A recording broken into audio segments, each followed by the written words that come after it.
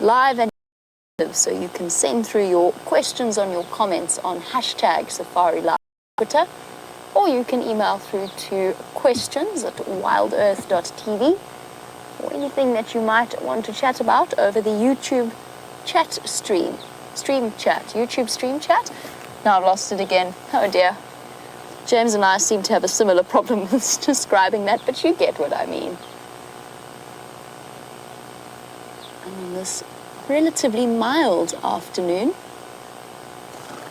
it is apparently 28 degrees centigrade, which falls about 83 degrees Fahrenheit. Definitely not as warm as the afternoons we've been experiencing over the last few months. I'm sure animals like this zebra are reveling in the change of temperature. How vividly green everything looks. Isn't it beautiful? Right, so plans for the afternoon. Brent is out on the other vehicle with Jean-Dre on camera, and they've gone looking for Karula. They had tracks of her this morning. I'm going to be spending a little bit of time seeing if I can't follow up on that buffalo herd that James had crossing this morning. The reason I say that is because we had the Nkuhumas lionesses on Arathusa earlier this morning, but very, very close to our boundary. And judging by the tracks that had moved through the area, they were most definitely following that buffalo herd last night. And there's some empty bellies amongst the Nkuhumas lionesses. So exciting prospects for this afternoon's, or sort of towards the end of this afternoon when it gets a little bit cooler. We've also got, speaking of animals on quarantine, hiding away there, excuse me, our sounder of warthog with the 2 females and the 4 little babies. Used to be 6 little babies, now down to 4. Now when we first started seeing them, the babies were half the size that they are now, but so was the grass, and now they're managing to hide quite happily. Oh, look at that drongo coming in. That little black bird that fluttered about is also reveling in the hoof action around quarantine, because big animals moving through here disturb insects, and insects being the primary diet of a fork-tailed drongo.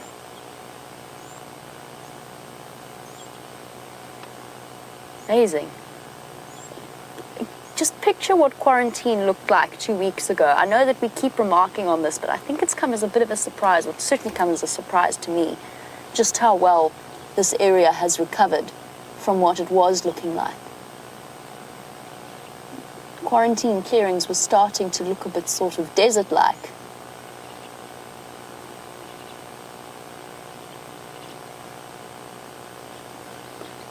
And speaking about our plans for the afternoon, Aaron, watching in New Zealand, you would like to know, looking at potential meals for the Nkuhumas, whether or not they ever did get a buffalo, and whether or not they stuck around. The answer is they probably are still on Arathusa, and I will be heading across there a little bit later this afternoon. I'm just giving the other guides a chance to move into that sighting. But we will be heading there at some point. They either stuck around on Arathusa or they've crossed on to Djuma. Those would be my 2 possible guesses as to what they might have done. As far as I know, no, they didn't get a buffalo. I think we probably would have heard about it. Just bear with me 1 second. I'm just going to get an update because Brent was checking on that buffalo herd for me. Just standing by.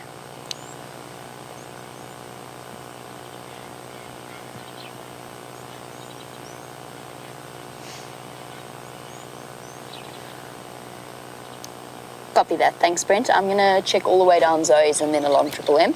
Thank you. Wonderful. Hello, zebra. Ooh, you're getting closer and closer. A young male, all on his own. Yesterday afternoon, we were sitting not far from this spot at all, doing our fireside chat, to listening or sort of accompanied by the sounds of an elephant bull chasing the herds of zebra and wildebeest around this clearing, around and around us. It was such a wonderful experience to be able to sit out in the bush at night and experience stuff like that. Now, the reason that I know it's a male is is, first of all, the fact that he's on his own. You very, very seldom see females without the rest of the herd.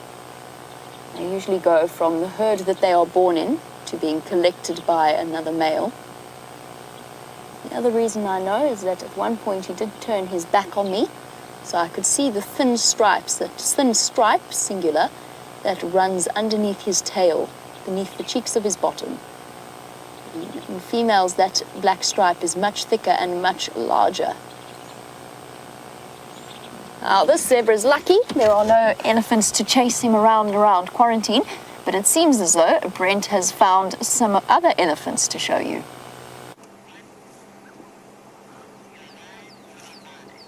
So, welcome to the Sunset Safari. As you can see, there's a large grey beastie there, but this one is looking a bit peculiar.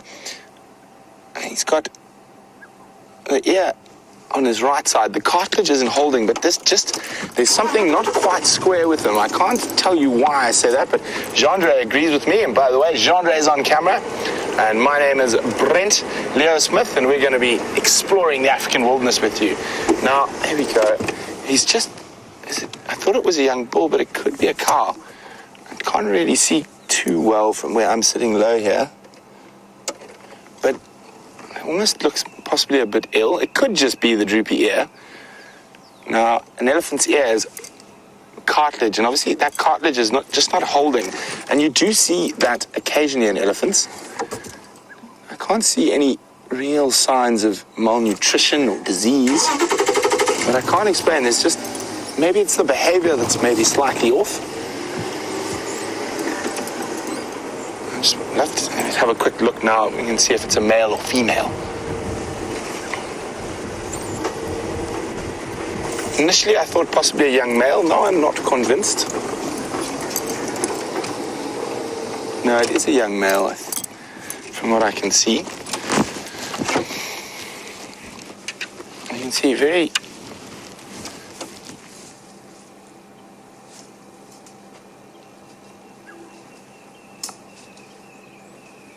not 100% relaxed, but still feeding and walking. Maybe it's just a funny looking Ellie, but I'm not convinced. So we're not going to push our luck too much here. I'm going to stay a little bit further away and watch and see what happens.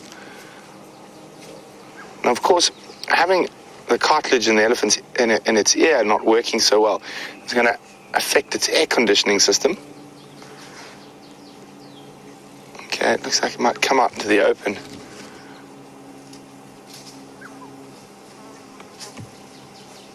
Hello. So you can see that nice network of veins there behind the ear.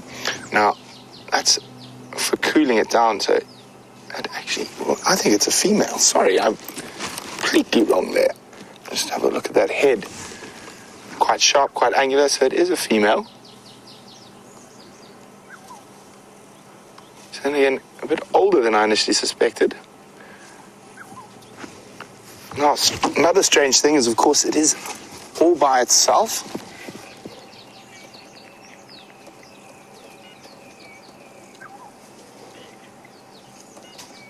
So, B-Bird says we've definitely seen this Ellie before. You see that, as soon as I started the car, not 100% relaxed. You just see that slight little twitch in the ear. There's something, I can't put my finger on it, maybe due to circumstances that are not visible from the outside. Makes me feel that this elephant possibly isn't 100%.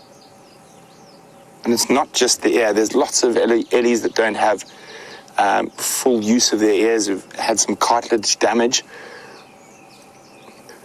And elephants are a funny thing. It's just those slight little signs in their body, in their movement, in their body language. I think it definitely looks like tracking a herd.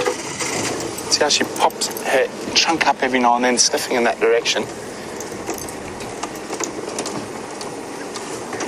So we're not going to follow this elephant off into the bush, and there's no one reason I can give you why.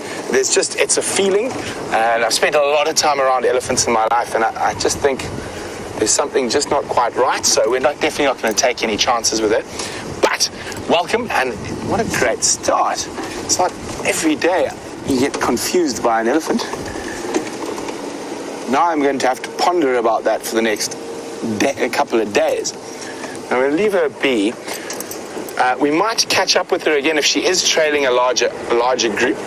They might be heading into the area. We're going to be working on the sunset safari. So I was out tracking this morning, and towards the end of the safari, I found tracks of a karula. Unfortunately, they were heading south, but there are tracks coming backwards and forwards in that area. As we know, she's got a den to the south in Little Gowrie. Oh, hello, mister. And she might have a kill somewhere on Djuma, and she's moving backwards and forwards. Here we go. Nice kudu bull. I really love that little white chevron upon their nose. It always amazes me how they're able to maneuver their horns through the thickets, lie them right up against their back, put their nose in the air, and can actually move at considerable speed through the bush.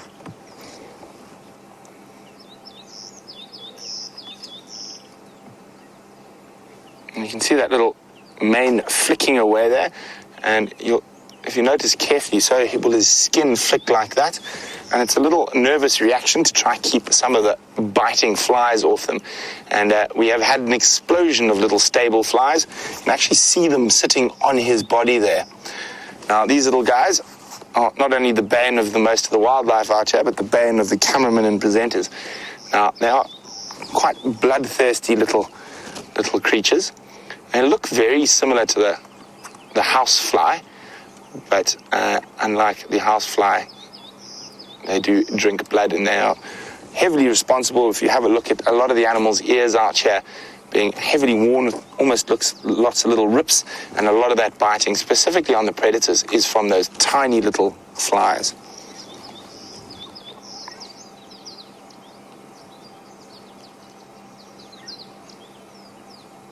Well, at least we know we've got a watchman in this area.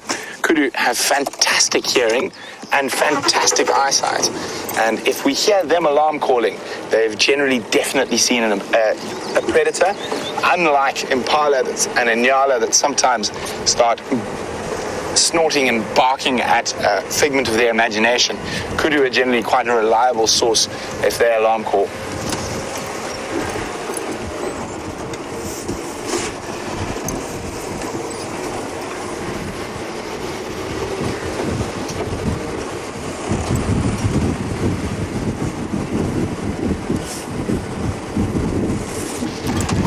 So we've just seen that elephant there's something slightly suspicious about it.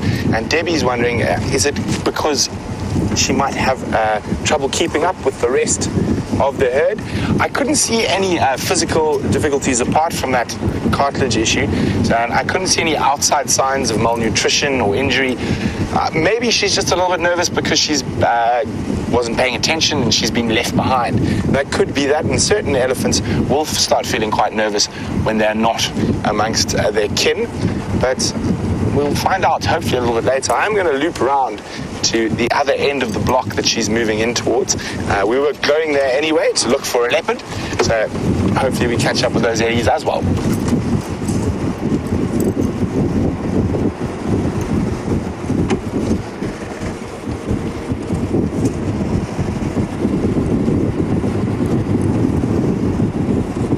So there is a big herd of ellies have crossed the road through here. So maybe that is the herd she's after.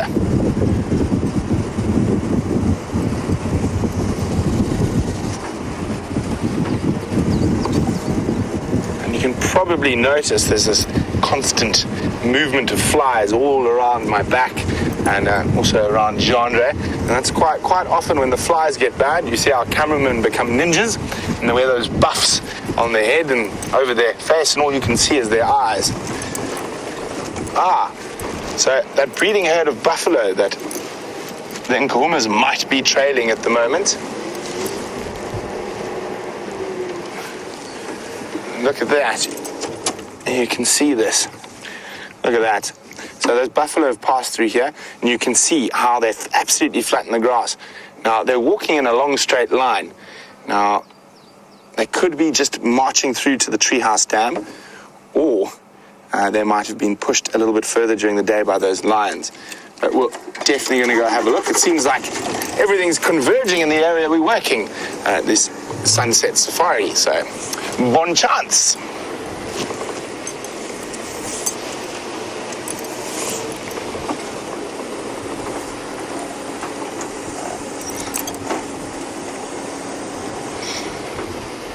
Now, as you can see, not so much when they're walking in a straight line like that, but as they spread out, and you can just see there's now quite a lot wider section of buffalo tracks, and the smell, there's dung everywhere. Incredibly important animals in the ecosystem in terms of turning the ground, getting those grass seeds embedded, and also fertilizing and grazing as they pass. So one of our keystone species, and if you remove a keystone species from an ecosystem, it can drastically change the ecosystem. So for example, if we removed buffalo from this ecosystem, you would find the bush becoming a lot more thick, and you don't realize that just that big herd moving through there, also stomping on a lot of the little bushes and plants that start growing, will be very important for the grass species, and also the fact that they keep grazing it, keeping it short, keeping the grass growing. So one of our more important species in terms of managing an ecosystem, buffalo.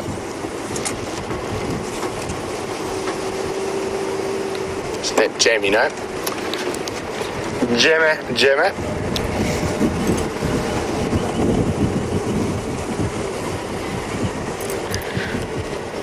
Jamie, those buffalo came down Philemon's and are now heading towards Treehouse Dam. I haven't found them, just tracks so far.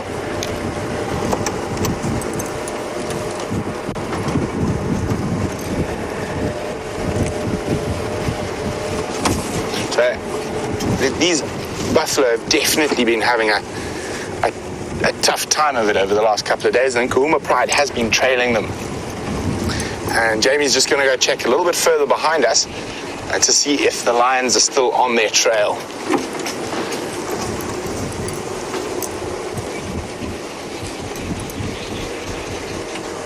So we're going to just have a quick look at the treehouse waterhole, see what's here.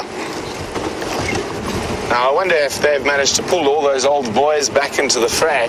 Probably not, but I'm pretty sure they would have come for a drink here at the waterhole and then moved on. There's at least one old boy still here. Maybe it's the tail end of the herd. Now, this is not good news for our Karula search, because this big herd of buffalo would have obliterated any of her tracks.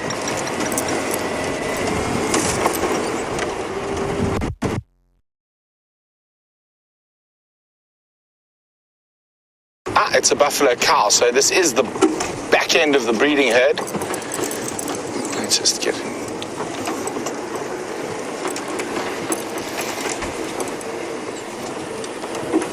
There we go.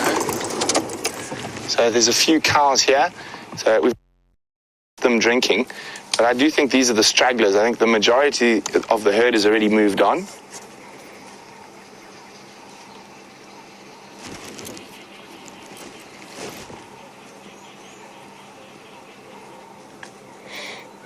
Now, I'll give you an idea what it smells like. If any of you have ever been to a cattle farm, and that is the scent that is permeating through the air at the moment. It smells very similar to cattle dung, buffalo dung. So I can just smell, it smells like you're on a big farm when you're around a big herd of buffalo.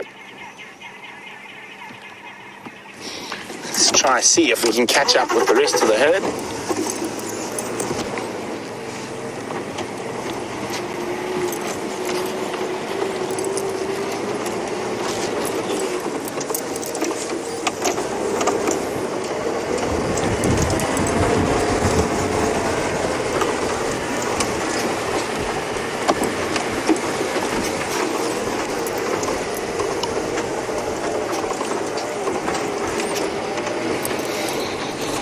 We should look for some senna.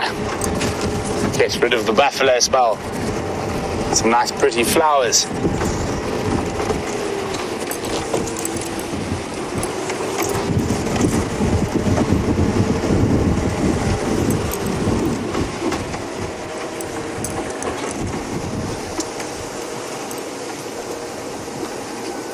So there we go. It looks like the rest of the herd is maybe moving back towards quarantine, just judging on where these guys are going.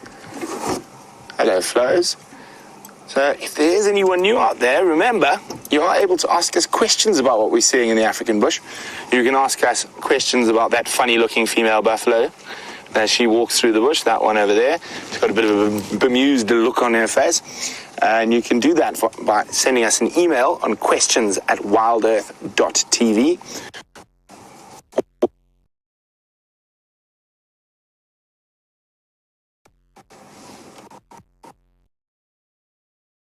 That particular buffalo has got, she had a beat.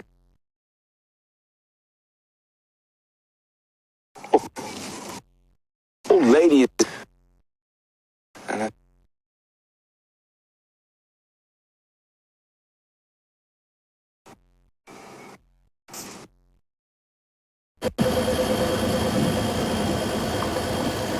Brent has given us some clear and sort of evidence as to where that buffalo herd has wandered off to. Well, the reason I haven't followed up straight away is I'm actually just checking all along. I'm basically backtracking the herd, tracking where they've come from to make sure that the Nkuhumas are still hot on their trail before I hit Arathusa. I'm giving the guides a chance to follow up on them from that side, just because they have, in the past, they prefer to, once they start their game drive, go to those sorts of sightings that are outside the lodge first, and then the rest of the vehicles start to move in, which makes absolute sense. I just want to double check. I wouldn't be surprised. It hasn't been baking hot today in the slightest. It's actually been fairly cool. So there's a chance that they could have been moving about even after we left them on the sunrise safari. Even though they were looking particularly flat and tired, I still think they might have wandered about. That's the plan. That's what we're up to at the moment. Oh, flies fluttering about. The flies have also been something. They've been a consequence of the rain. All of these brand new baby flies that have just completed their metamorphosis and become adults. And all presenters and cameramen have been commenting on them. Brian, you've got a few fluttering about you there. I've got thousands here. I've got an entourage around me.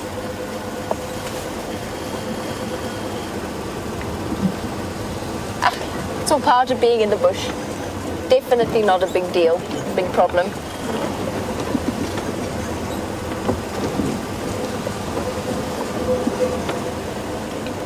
I think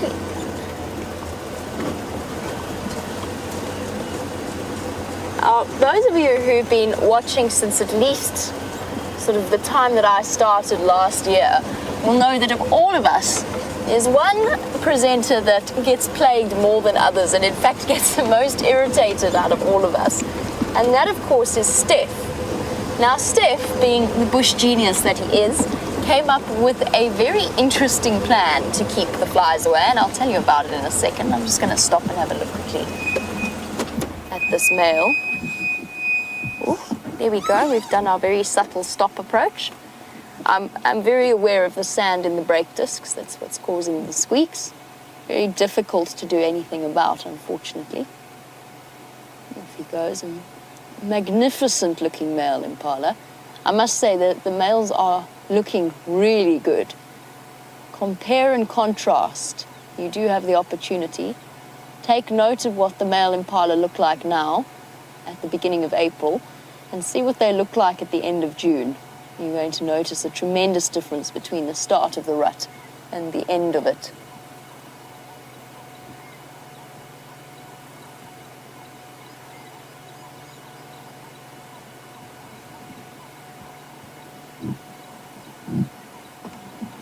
Here he goes.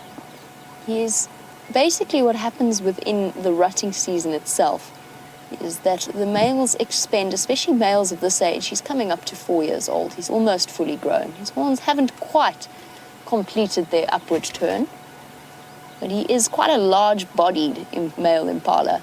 He will spend the next 2 months fighting off, chasing away other males, attempting to collect a group of females, and then mating with them. And the females I must say, show a certain reluctance to accept the attentions of the males. They go dashing off into nowhere. And this morning we had an incredible sighting of them on quarantine, being herded by one particular large male. Unfortunately, in my opinion, getting started, peaking a little bit too early. He has very cleverly managed to collect his harem, got his ladies all to himself, but he's just actually done it a little bit too soon. Oh. Impala just got a little bit of a fright there. That could have been anything from the wind blowing to a leaf moving. I'm not sure what startled him there. But yes, that male was peaking too soon, investing too much energy before the females are actually ready to mate, and as a result, he might actually miss out on the opportunity when they do get to the point where they are ready to mate with the males. And the male impala, he'll have a window of 7 days, if that, at which he will be able to collect a group of ladies, mate with them, fend off all other males, and during that time he will not eat, he will not sleep, he will not groom, he will drink. They'll have to drink. But that is what he will spend that time doing. And by the end of 6, 7, 8 days, he's just too exhausted to carry on. And the next male sweeps in, takes over, and starts the process again. Keeping the genetic line nice and fresh and snappy and free of inbreeding. Oh, it's just, I could see movement far away in the bushes there, but it's just other impala. So yes, take note is what I mean of what the male impala look like now. The other physiological effect that I'm seeing is, not to put too fine a point on it, their testicles have increased in size probably by about a third. So they've got a lot bigger. I would not go so far as to say they've doubled in size, but they have definitely increased in size. And it's an interesting physiological effect because you can clearly see, not clearly, that was a fantastic spoonerism, clearly see the impact that the breeding season actually has on an animal like an impala. And that's not something you would see in, for example, kudu, that have no set breeding pattern. Nyala, they breed all year round. And I think it is just because once that impala does get those females, he has such a limited chance to pass on his genes. And at the end of it all, that's basically what most organisms out here, most at least animals, set out to reproduce and to pass on their genetics to the next set of, or the next generation. Here we go. I knew I saw you moving here. Oh my goodness, but you are so tiny and you're very hidden. Let me try. Here's a steenbok. It wasn't an impala, it was a steenbok I was seeing from that side.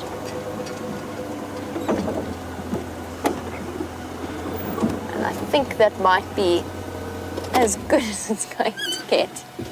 Hello, little one.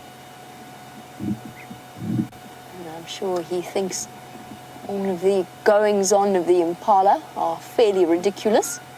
Since there's a little male steenbok, he has his lady, and he will have the lady for the rest of his life in his small little territory, basically about 300 square meters. Oh, what do you think he's doing there?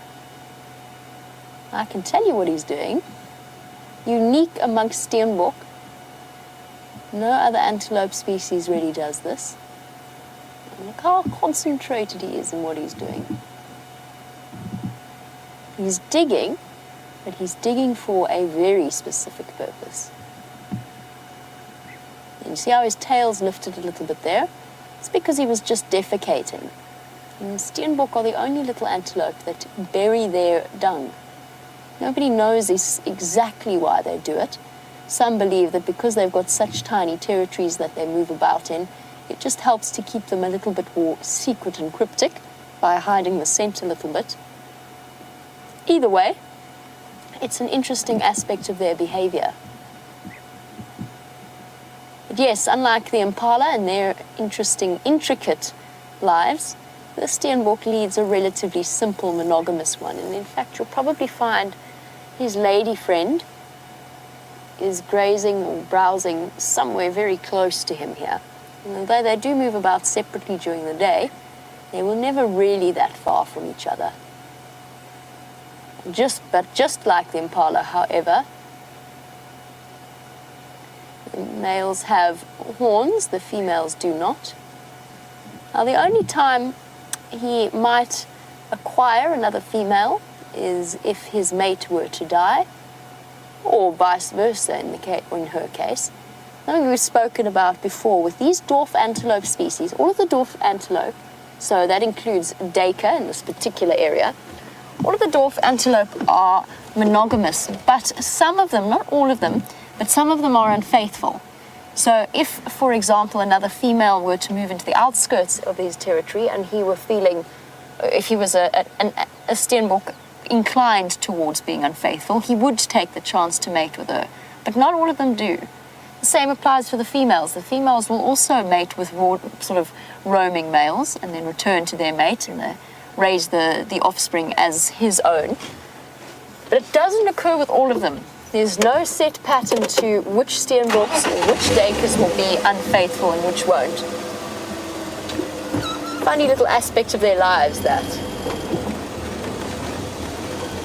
I'm trying to see if I can't spot the female for you as well.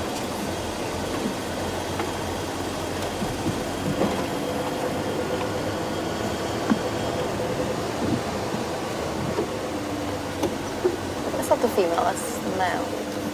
I'm going crazy.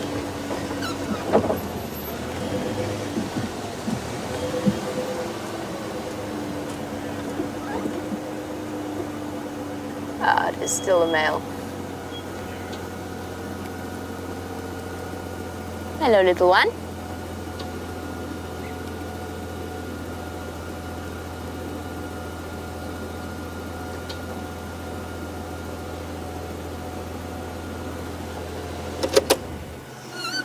Now, Ruth, who is watching in Costa Rica, and the reason I've turned my engine off is because Ruth would like to know about the difference between a Steenbok and a Dacre. And while I explain it to you, Ruth, I'm going to just grab my mammal book, which luckily is right on top here, and I'll find the pictures for you whilst I chat to you. So Steenbok and Dacre are very, very similar in size and very easily confused if you are unfamiliar with them. Once you get to know the differences, however, you'll find that it's fairly easy to distinguish between the two. First of all, Dacre have a slightly longer, slightly flatter back. They are a longer looking antelope, and actually if you look at them really carefully, they're a bit larger than the Steenboks themselves. Whereas with the Steenbok's body, it curves downwards. They've got almost a curved back. Let me just find this page for you. Bear with me 1 second. The other physical difference is the ears of the Steenbok. So this is the animal that we were looking at now. They also have a slightly, in general, I talked about the body shape and the slight curve to the bottom, but in general they also have a slightly less lengthened nose. So they have a shorter nose than that of the Dacre. And let me just see if I can't find for you in an obvious position. And just while I'm here, because I do have it here, this is a little antelope species that I promise you if we saw out here, we would all be jumping for joy. But it's another one that you could confuse with Steenbok and Dacre. The biggest difference with the Sharps Grysbok is that it's flecked. It's not that clear in this picture, but it's very clear in real life. It looks as though it's going grey. It looks like a Steenbok that's going grey. It's got really salt and pepper style fur, lots and lots of white in it. So that's another little antelope that we could confuse with the Steenbok and the Dacre. But let's just, for completeness sake, find the Dacre, which is a good direction. I checked my index because I was going in completely the wrong direction. Here we go, the common Dacre.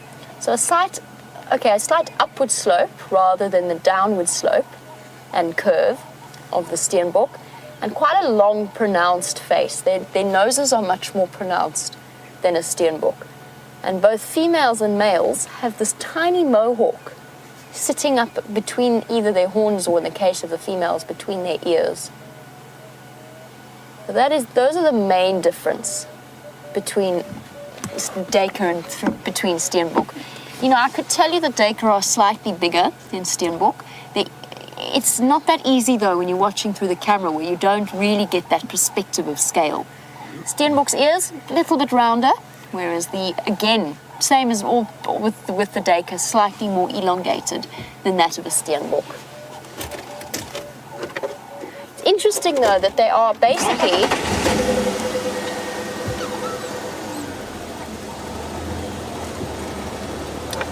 it is interesting how the different types of antelope have evolved. In the case of the steenbok and the duiker, they both have exactly the same lifestyle, exactly the same habitat. They basically fill precisely the same ecological niche, and yet they are two totally distinct, totally separate species.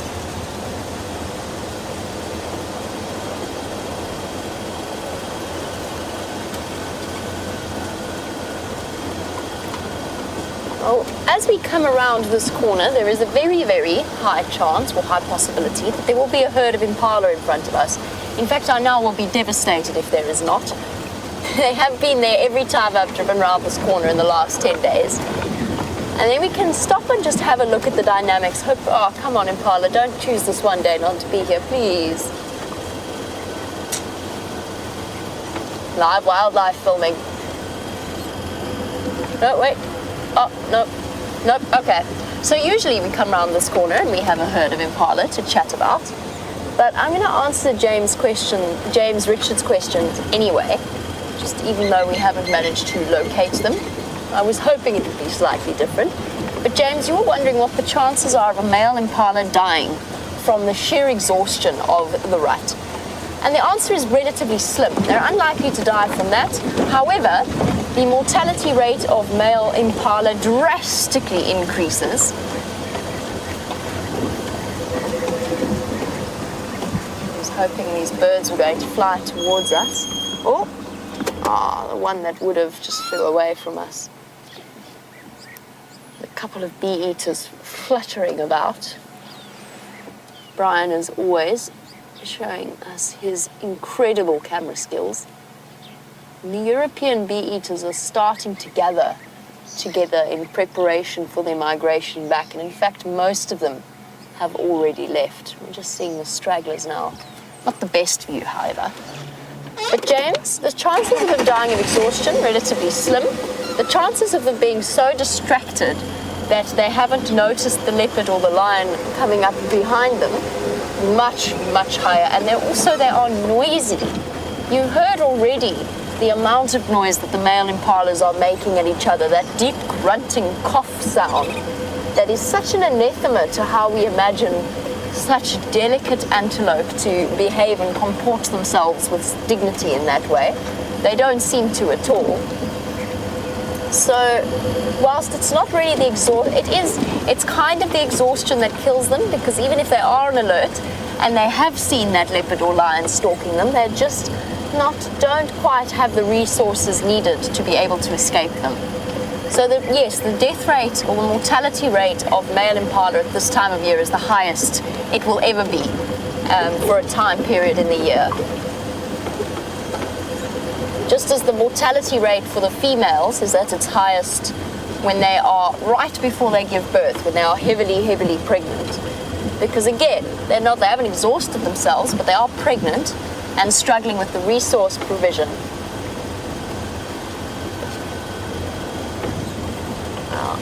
We've got lots of birds fluttering about here. I'll try and stop for the one that I would like to spot. Earlier we saw a fork-tailed drongo, and it sort of loops around to Lucy's question. Lucy would like to know if we have mockingbirds in South Africa, and the answer is we don't, but I'm just trying to think about the family that the mockingbird belongs to. And of course, I've never been to the States, I've never seen a mockingbird. Lucy, are mockingbirds imitators? I feel as though they might be. That might have given them their name. In other words, they imitate the sounds of the world around them. I'm pretty sure they are. In that case, whilst we don't have mockingbirds of that particular standard, we do have members of the same family and birds that exhibit the same trait. And in particular, I'm thinking of the fork-tailed drongo, which we see. That was unfortunate. I didn't see those green parrots there. They're going to fly far away. Up into into that dead tree at the back. Sorry, Lucy, I will get to your question in one moment. So, Lucy, the imitation ability of the mockingbird is seen in particularly the fork-tailed drongo. Let's see if we can't move around there, get a slightly different view. The fork-tailed drongo loves to imitate the sounds of other birds. In particular, they like to imitate cuckoos at a time when cuckoo might be looking to, being brood parasites, might be looking to lay their eggs in a fork-tailed drongo's nest. And what the male fork-tailed drongo does is he sits and he sings his heart out, but he sings the song of another male cuckoo, which in turn intimidates any of those cuckoos that might be trying to move into the area to parasitize his nest. Really clever little bird, and they've been known to fool even the greatest and best and most experienced twitchers and bird watchers around the world. Oopsie daisy. Hello, Jackson. You were a surprise. How's it? How's it been? Hey, Jax. Hi, guys. Oh, you took me by surprise. Yes, yeah, I can see the aerial before I can see Whatever. anything this side. Not that I've seen. Just in Kombi on the western edge of quarantine. I don't know if he's still about. He was a bit skittish. Oh, Yeah. oh, thanks. Did you come from Impala Plains? Yeah, I've come from Impala Plains. I'm going to go back towards those Nkuhumas. I think they're going to come on tonight. Oh, okay, let Yeah, us know. they were hungry. I'll keep you updated. I'm going Thank to you go very back much. there now. Cheers. Cheers, guys. Bye-bye.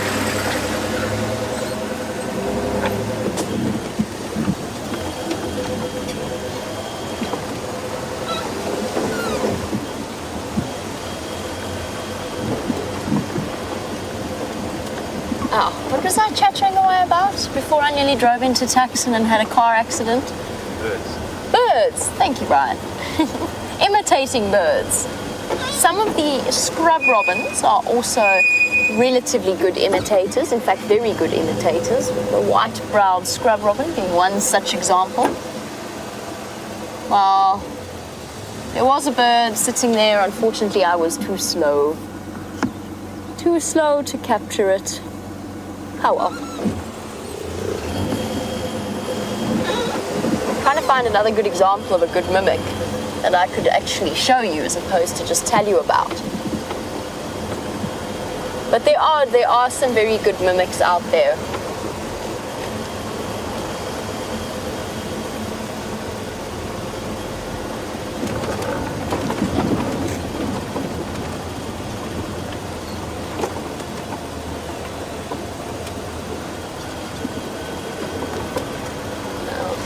Jeffrey, who is watching in Texas, has sent through a little bit more information about the mockingbird. It's only found in North America. It's endemic to there. And it is the state bird of Texas, apparently. And Jeffrey's even heard them imitating the call or the ring of a cell phone. I've heard drongos do that once with a cell phone ring. And it was funnily enough, it was at a bush camp that I used to occasionally work at. And it would imitate the first few notes. I can't remember exactly how it went, but it took me forever to figure out, and this bird kept doing it and doing it day after day, and I couldn't figure out which bird species was making this lovely whistle. And I finally tracked down and found the drongo sitting away, happily chirping, imitating a phone call type ring. Incredible. Then drongos, of course, also known for turning that to their advantage.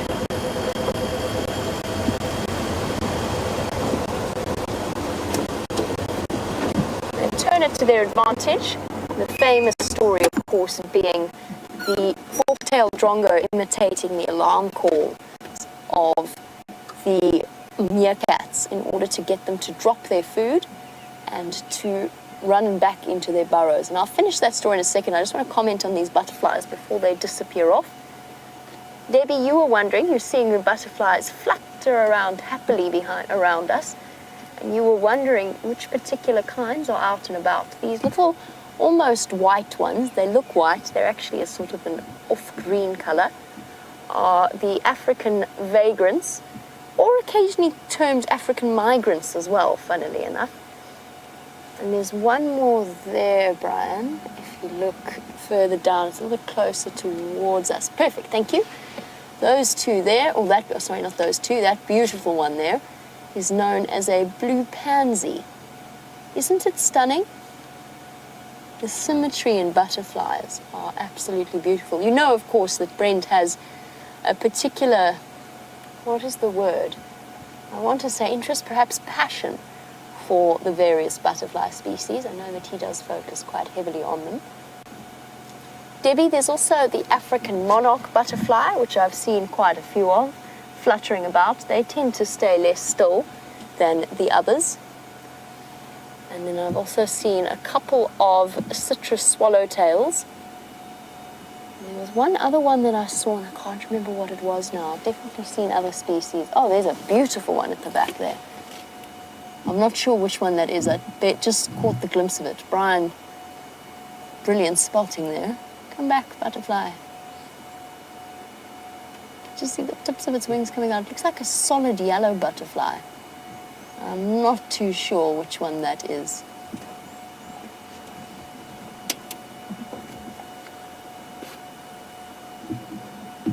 And speaking of the butterfly expert, Brent has found more elephants to show you, so why don't you jump on the back of the vehicle with him?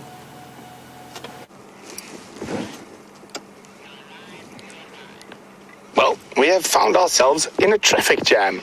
Best type of traffic jam out here, in my opinion. Nice big early traffic jam. They're heading straight north down our eastern boundary. Let's see if we can get a bit closer. Lovely little ones in there. We decided to just show you that almost beautiful, that beautiful straight line of them. Now, a lot of our old viewers will know I'm quite fond of the game that I play with everyone, and that's called the collective noun game. So what was the original collective noun for a group of elephants? So if you know the original colonial collective noun for a herd of elephants, pop me an email, questions@wildearth.tv, or use the hashtag Safari Live on Twitter. What was the original collective noun for a herd of elephants? Oh, and look at this, they're very nice elephants. It looks like they're turning into Djuma, not out of Djuma.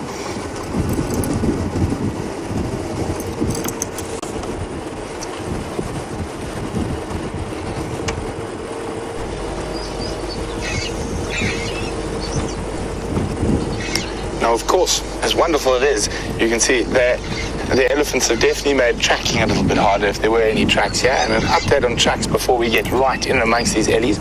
Last tracks of Queen Karula, unfortunately, crossed south out of our traverse area.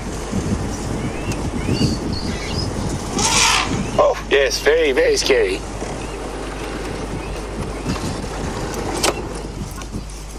There you go. There's one, I got the little one, got a little bit left behind, youngish female, that trumpeting. But again, you must look at the general state of most of the elephant herd, and you can see none of them are really showing any signs of being too upset with our presence. The ones in front of us are just trooping on.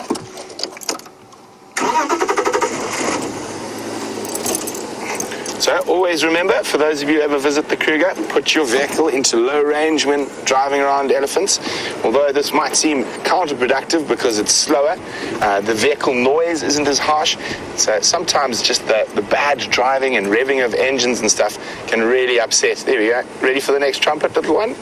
Slight panic. Run into the road. So bad driving can really upset these amazing creatures.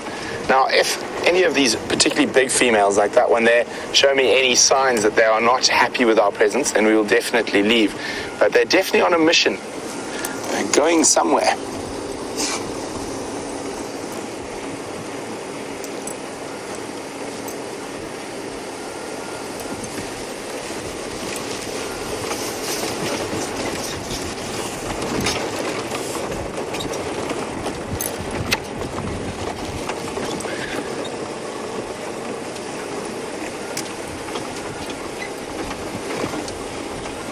You see,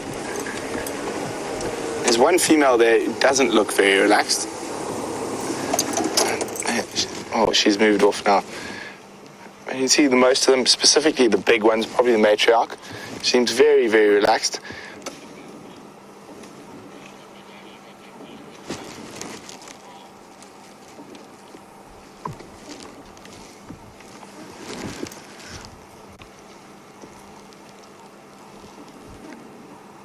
So, nice mixed group. You've got quite a few different ages in there.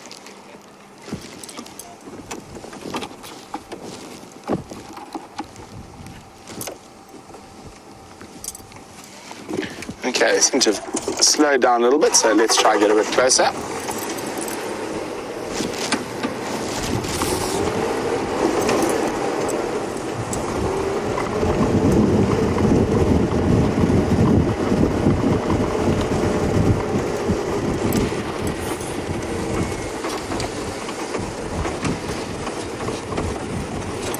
I think they might be on their way to the Torchwood waterhole, unfortunately.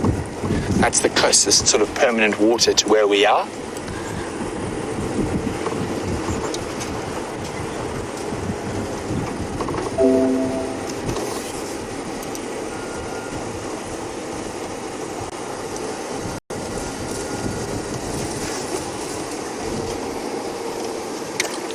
It's okay, hello. Although it looks like they might have already been to a waterhole or mud wallow at least at some point during the day. Oopsie.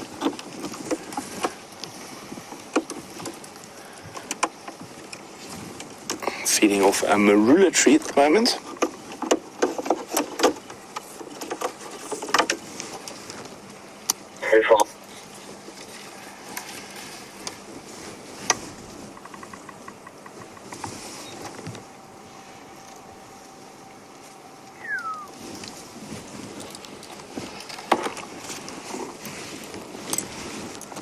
Sorry about that, guys. I've lost my communications. Let's give me a second to fix it. There we go. There we go. I can hear everyone again.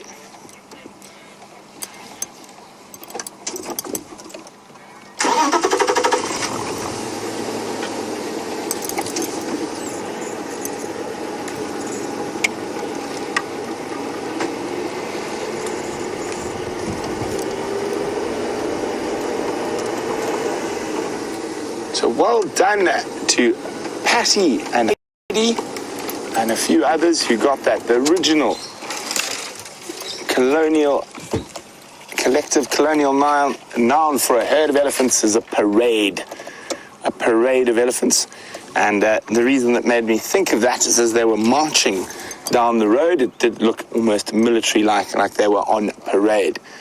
Now, if any of you have watched the original Jungle Book movie, that sort of military-inspired theme with those ellies was probably quite a lot to do with that original collective noun.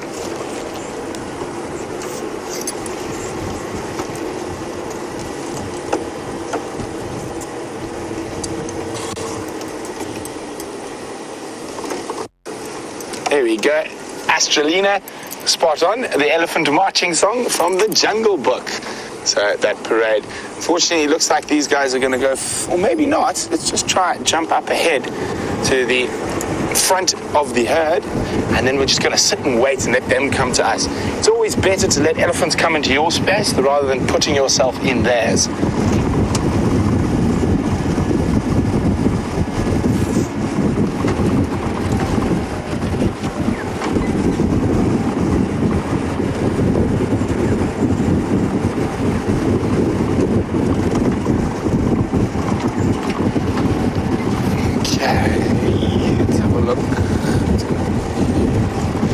Aqua's wondering why that elephant was browsing on the marula instead of eating nice, fresh grass. So, Aqua, if we actually, while we wait for the eddies, they're going to come out in front of us here. If you actually have a look in this particular area we are, there's actually not that much grass. And a lot of what looks like grass is little perennial weeds or wild flowers. So, there's not too much grass here. Now, where there is lots of nice grass, they will feed, but they will also browse. So when there is grass around, about 80% of their diet will consist of grass during the summer months, about 20% browse. And that inverts during the winter months, only 20% browsing. 20% grazing and 80% browse. There we go.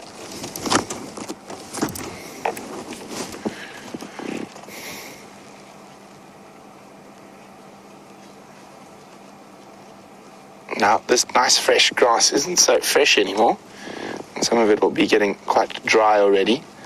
And as I said, as much of a welcome respite that rain was for a lot of the animals, that rain came right at the end of the growth season. So a lot of the plants and grasses haven't had a lot of time to grow. So it's going to be a long dry season still. Here comes a little one just behind this female. Hello, little man. There's a little boy. It looks like he had a whale of a time in the mud today.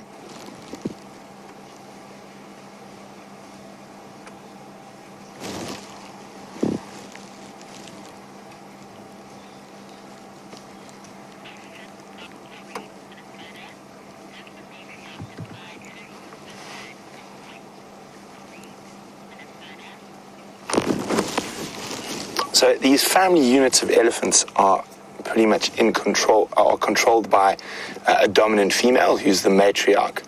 Now, Karine, who's in Minnesota, is wondering, well, does she decide who gets to leave, who gets to stay? To a degree, yes.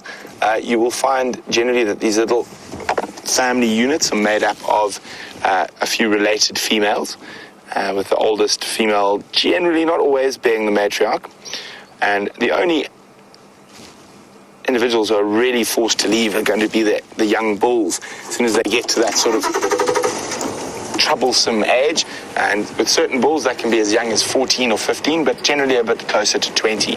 But even once they have been evicted from the breeding herds, they do trail them. They're not quite ready to leave mom, but they cause too many problems. And at that age, they've got so many hormones flowing around that they tend to just be a little bit overexcitable.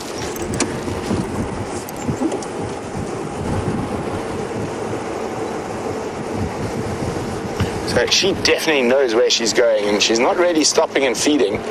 And she seems to be leading the herd there, that large female who was being followed by the little one initially.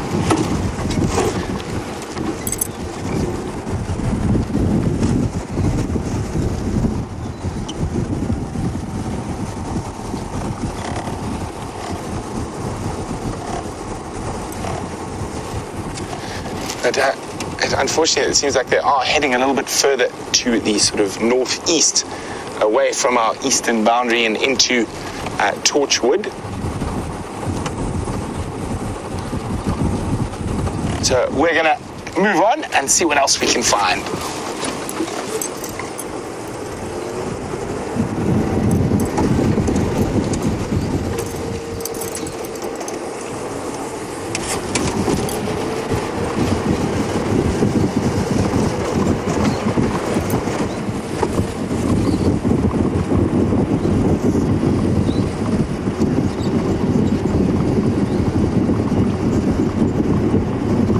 So I've been asked a few times about this very cool caterpillar we found a few days ago, and it is the instar larval stage of the African vagrant, which is a butterfly we see quite commonly, and it's been feeding off its favorite host plant, which is the senna. Now here we go, you can have a look. And I'm going to see if we can find any of those caterpillars. We also got asked if we could try to check if they got a cocoon. And if they do cocoon, maybe we can actually keep one and see what's going on. But you can see how these sennas have been completely stripped. There's almost not a leaf left here. And that is all from the African vagrant butterfly. Now, I'm just trying to see if I can find a cocoon or even a live caterpillar. It seems like they didn't get all the way to this one, as the flowers are still intact and doesn't look like it's been fed on too much. But, underneath here you can just see there's lots and lots of little caterpillar poops. So, but no sign of the larva yet. So there's another spot I want to check. Hello, hello. Hi, Umvo. So Andrew from Cheetah Plains is coming past us. Yes. How's everyone doing? Hello, very well. Very good. Where are the animals? Yeah, I know you're hiding them. The animal come out when they want. I know. Well, good luck. We'll see you later. All right, No, they should come out right there soon. Which ones? The Dove, I was with them Dove. Oh, they didn't go. Yeah, they went more coming. that way. There's more. There's more Experiment. Okay. with babies. Oh, very nice. Well, we might have a gander down there. Good luck. Thanks so much. Bye. There we go. So a lot of you out there have to attend meetings and whatnot, for work. There's my afternoon business meeting, finding out where the elephant are wandering.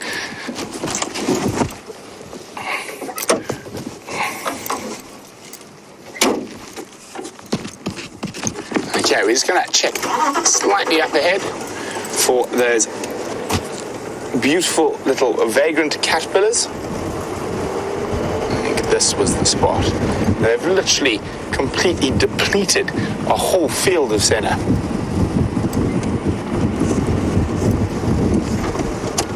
Now, the thing that amazed me the most about, wow, there's even less leaves left than when I was last year, that amazed me the most about this particular little caterpillar. So he's not one of the noxious ones, so not like an acrea or monarch that eats plants to sequester poison for their adulthood. But in his caterpillar stage, he's got 3 different forms of defense. And if we can find one of those caterpillars, I'm hoping we are able to. Gotta be careful, there's some elephants on the way. Now, could we be too late? Have I come to check a day or two too late that there are no more caterpillars left? Well, that looks to be the case, I'm afraid. Now, I couldn't find where they actually go once they start, once they start going into a cocoon. So for those of you who missed, I know a few of you would have seen those caterpillars on the safari with us a few times as we came to check their progress of how they decimated the centers of Cheetah Cutline. But I will find you. Well, let's move on. I will find you what they look like shortly. And we will try find you an adult African vagrant so you can have a look at it. The butterfly. There we go. So there he is. That's what we were looking for on the centers. And there we go. You can see there's the exact little plant we were looking at that it's been eaten. It used to be called a cassia. It's now changed.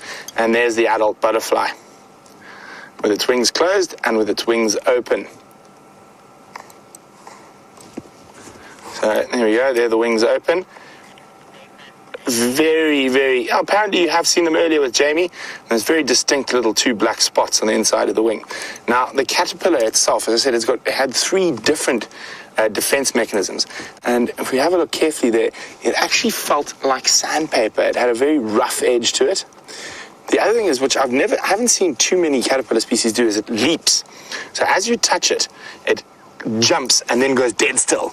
So it sort of tries to get out of whatever might be eating its sort of space and then just keeps dead still. So quite a useful tactic. So they could actually, the one leapt quite far from us. I think it leapt about 30 centimeters. So you imagine a bird might get slightly confused by that. And then the third, which is quite a common one with most insect species, is they vomit up something disgusting. Generally bile, so quite bitter tasting, to try dissuade predators from eating them. But it looks like we were too late, and unfortunately in my research I haven't been able to find out exactly where those caterpillars go, where the larvae, the pupa stage is. Okay, so while we continue on to explore the far eastern reaches of Djuma Private Game Reserve, let's go see what Jamie's up to.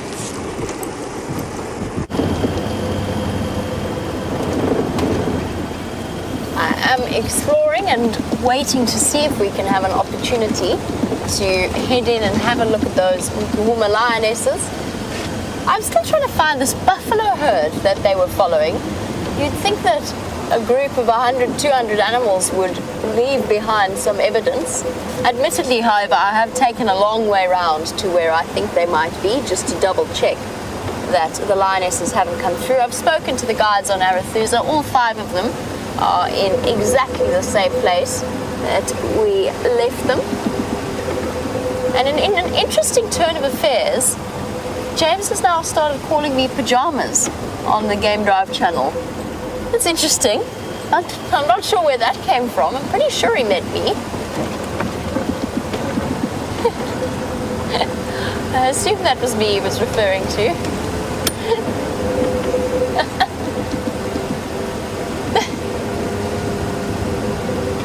No, it's still pajamas.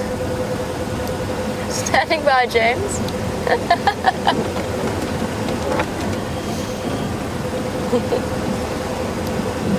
James, it seems as though Karula's crossed south.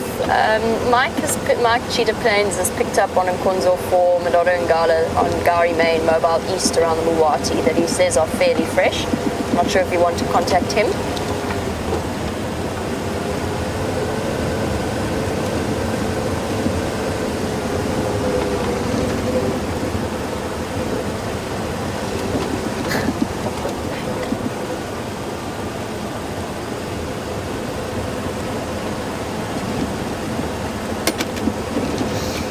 Sorry, I'm chuckling just at James's nickname. Oh goodness, we found ourselves the elephants have done some landscaping.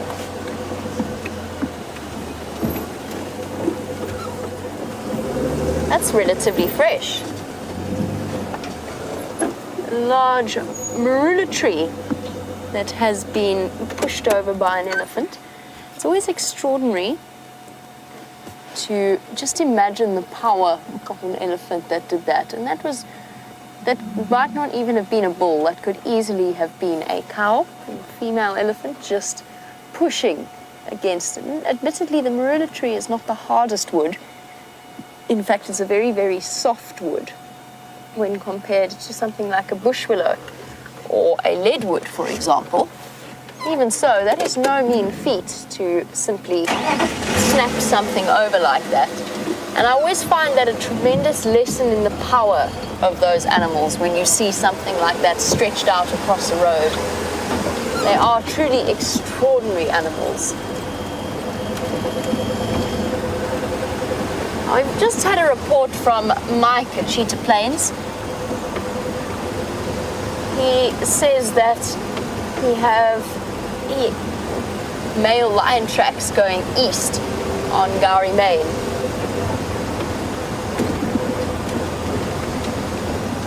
Apparently, Brent has been looking for the caterpillars of the African vagrant butterfly. Those caterpillars that you might have seen with Brent launching themselves out of the way. Brian, I think you were filming that. Yeah.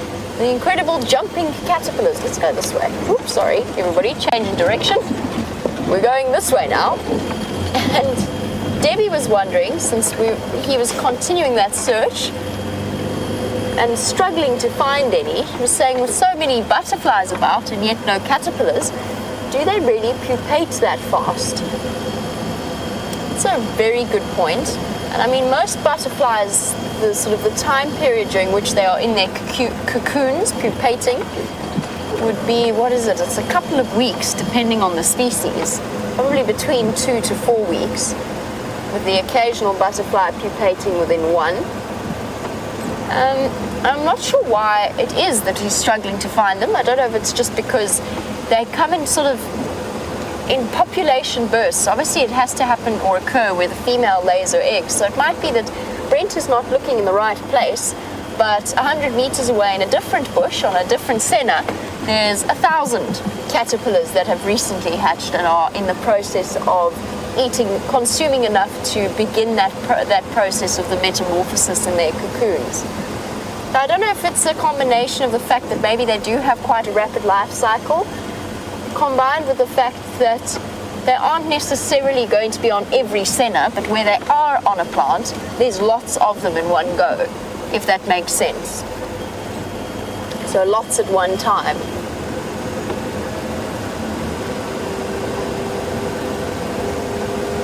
I'm not sure, Debbie. This is sort of the first time, I think it was the first time that Brent's not necessarily seen the caterpillars of the African vagrant, but certainly managed to put them on camera. I'll keep looking as well, because there are lots and lots of senna plants in this area as well. What I've found fascinating is where I used to work, which was not all that far away from here, the area that I was in before I started at Wild Earth.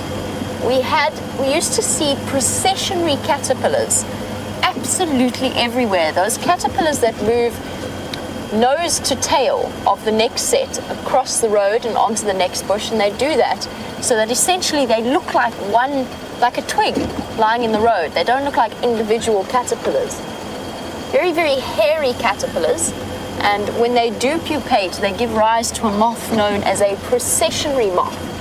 Now, processionary moths, where I used to work, were an absolute, I wouldn't call them a nightmare, but let's just say that you never, ever, ever left your clothes on the washing line overnight.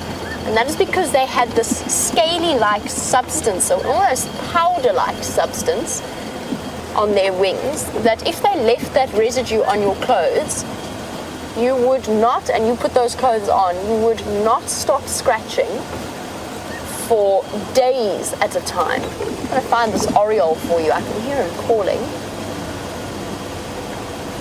And I'll find you a picture of a processionary moth, what they look like. Well, let me just find this oriole. Oh, our job's become so much more difficult since it rained. Everything has so many more places to hide away. I think he's a little bit too far into the bush to be able to see. Right, do you think I can multitask in order to look up the moth and drive at the same time? I'm sure we can. Let's give it a go. Oh goodness, I hope it's in this book. Whoopsie. Maybe this isn't my brightest and best idea. Maybe I should just stop the car. I feel as though we could go careering into a tree, and I'm sure I'd never hear the end of it. Brent would probably offer to teach me to drive again. There are so many different moth species that we might have a little bit of difficulty. Look at how the sun is coming out.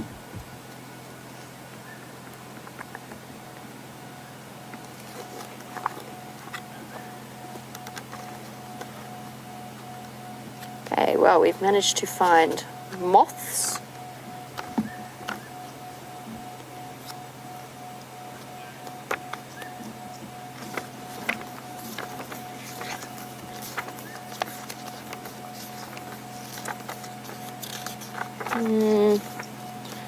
It might be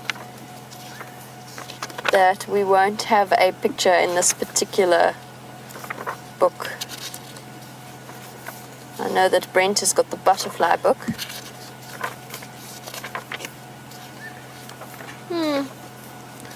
Unfortunately, it might... Oh, there we go. I did find them. So this is the caterpillar that I was talking about. Let me turn Brent and James's conversation down. So this is what I mean when I said that they walk basically face to bum as they walk along. So they're right next to the different individuals, and it makes them look indistinguishable. One is indistinguishable from the other. But when you see that with a hairy caterpillar, you immediately know that this is not a caterpillar that you want to go touching with your bare hands or in any way allowing into contact with your skin. That's what the adult form looks like. And if you look really hard, you can sort of see the fluffiness to them on this particular adult.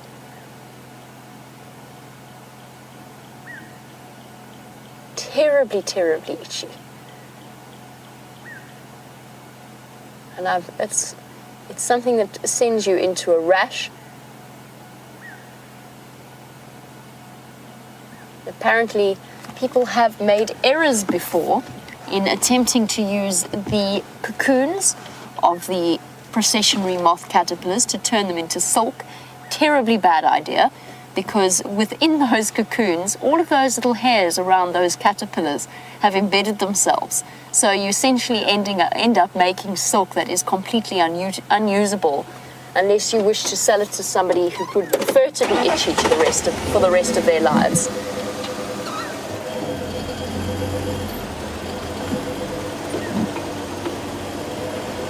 Now there's a theory, I was trying to get you that oriole on camera. Now an oriole, one of their main diets, or one of their main dietary requirements is hairy caterpillars. They are adapted to eat hairy caterpillars. There was a theory that went around ornithologists a couple of years back that the reasons why cuckoos have evolved as brood parasites is because their primary diet is hairy caterpillars, which the offspring would not be able to cope with, being fed on those hairy caterpillars. That is a theory that I encountered and immediately questioned, and since proved to be totally incorrect, because of course the black-headed oriole, that bird that was whistling off in the distance, is also a predominantly hairy caterpillar feeder, and yet has absolutely no problem in feeding and looking after its own offspring. So it will continue to be a mystery as to why cuckoos are actually brood parasites.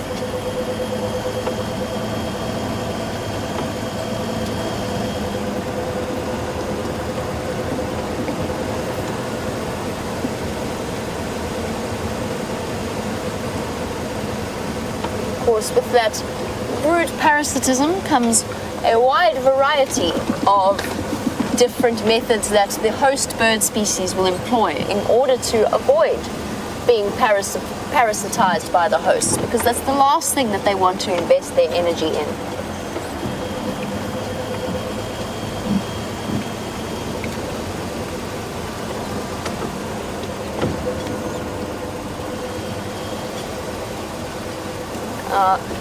Gracie, who is one of our 8-year-old viewers. Hi, Gracie. Gracie, you wanted to know whether or not we could watch a caterpillar turn into a butterfly. And unfortunately for us, Gracie, it would take us a very long time to be able to watch that. But there are lots and lots of videos of people who have sped up the time. So they've put a camera in place looking at where a caterpillar starts to build its cocoon, starts to spin its cocoon, and they put a camera there and they videotaped the whole process. They've filmed the whole process of the caterpillar turning into a butterfly. And I'm sure that you would be able to find one of those, or maybe your mom or one of your nurses could help you find one of those videos. It's something that I look out for in particular. Gracie, if I ever see a caterpillar that's busy weaving its cocoon, what I'll do is I promise I'll set up a camera for you, and then I'll show you the sped up video. But we'll have to wait a little bit, because it's going to take them a couple of weeks to do that big change because it's a big change. They have to go from a caterpillar with lots and lots of legs and change themselves into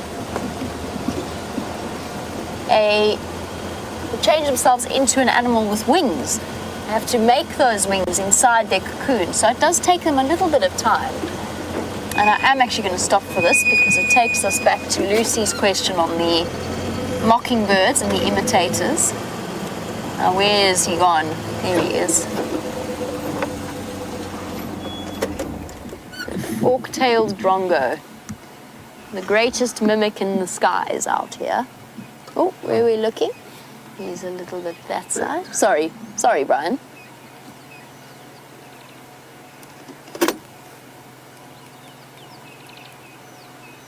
And he's managed to catch something. And funnily enough, I was watching out of the corner of my eye. I actually think he stole that catch from another bird, a smaller bird. It looked like it might have been a canary or something like that. And I spoke about Lucy's question and the fact that these fork-tailed drongos are exceptionally widely spread throughout South Africa, even in the arid desert areas with meerkats. Just bear with me for 1 second, sorry. Brent is trying to get hold of me on the Game Drive channel. Standing by. Brent.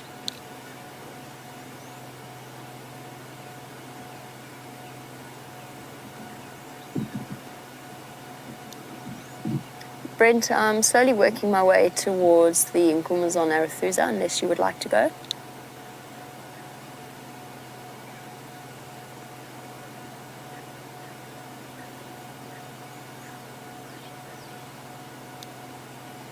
Copy. Oh, there he goes. Looking to catch something in the grass.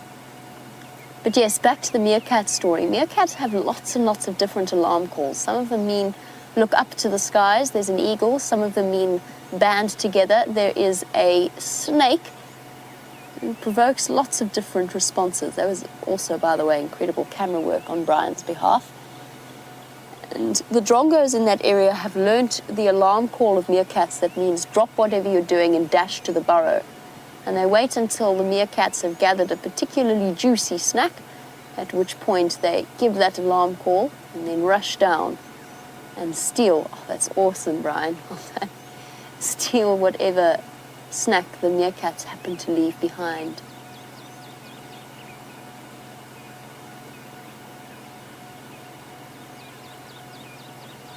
He's utilizing that perch as a great place to stop and look about.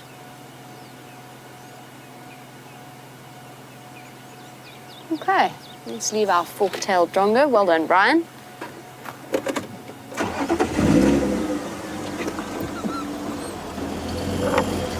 And let's slowly start making our way towards those lines on Arathusa.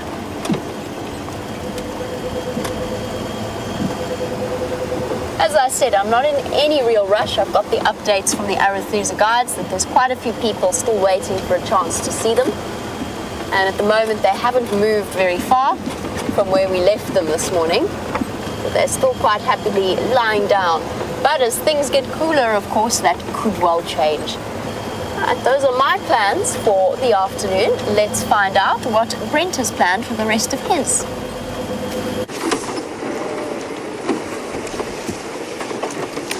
So, as Jeandre and I have been perusing the eastern sectors, and I've been checking for tracks of that male leopard called Gajima. Unfortunately, it seems like he's possibly still to the north or to the east.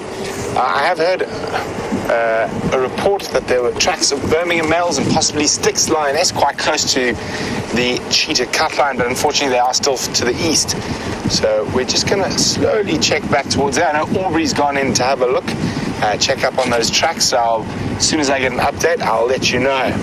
Hopefully, fingers crossed, those Birmingham boys decide to meander north towards us.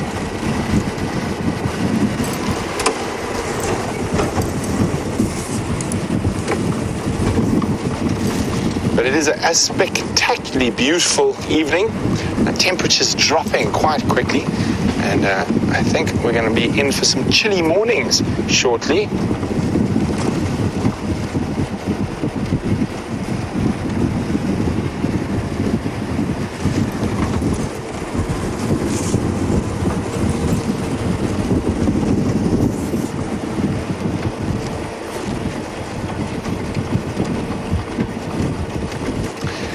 So of course, as we get into the dry months, all this green will disappear and it's going to become quite barren. And Susan in Long Island is wondering if there's a fire. Does everyone in the area help? Or is there a fire station nearby? No fire station. Each of the individual lodges will have... Quickly across to Jamie.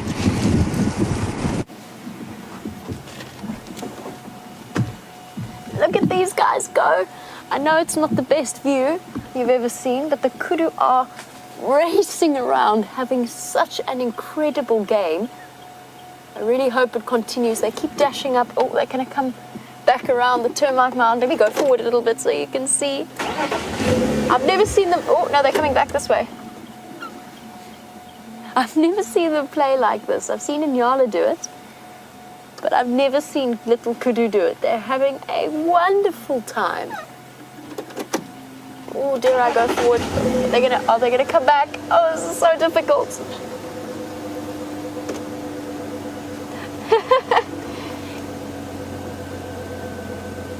There's a head sticking up at the top. Let's just go forward a little bit.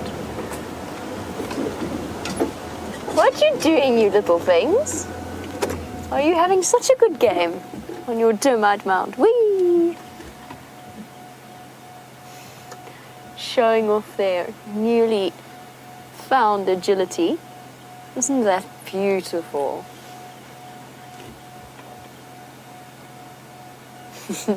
All stopped to look at us intently.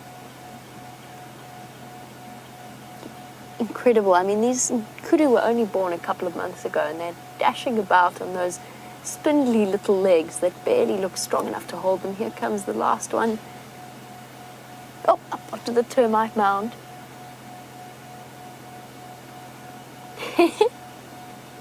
And racing back down again. Whoop! Change my mind. Now, initially, when we first saw them, they were running circles around us, like the Nyala were doing a couple of months ago in that one sighting. Oh, now we're playing King of the Castle on the termite mound.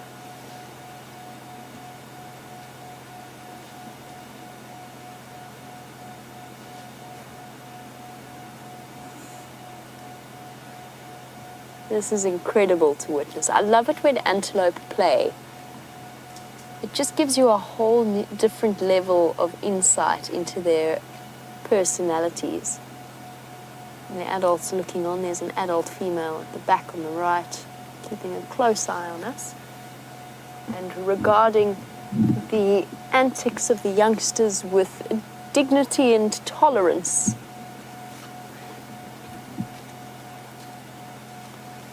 Oopsie. Some of them look as though they're about to fall down. Every now and again, careful. Last thing you want is a broken ankle. Well, we're all going to cluster on the top of this termite mound now.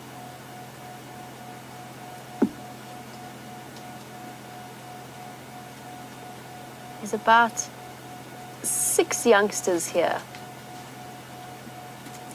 all dashing about. This is so lovely to see. These are definitely high up on my list of favorite antelope species. Musical, you were wondering while we watched these kudu play about just how many antelope species are indigenous to South Africa. And I'm going to give you an answer in one moment. I don't know the exact number. I have to think about it because Southern Africa and South Africa are two very different things. And I can only really give you the answer in Southern Africa. It should be quite similar to the answer for South Africa.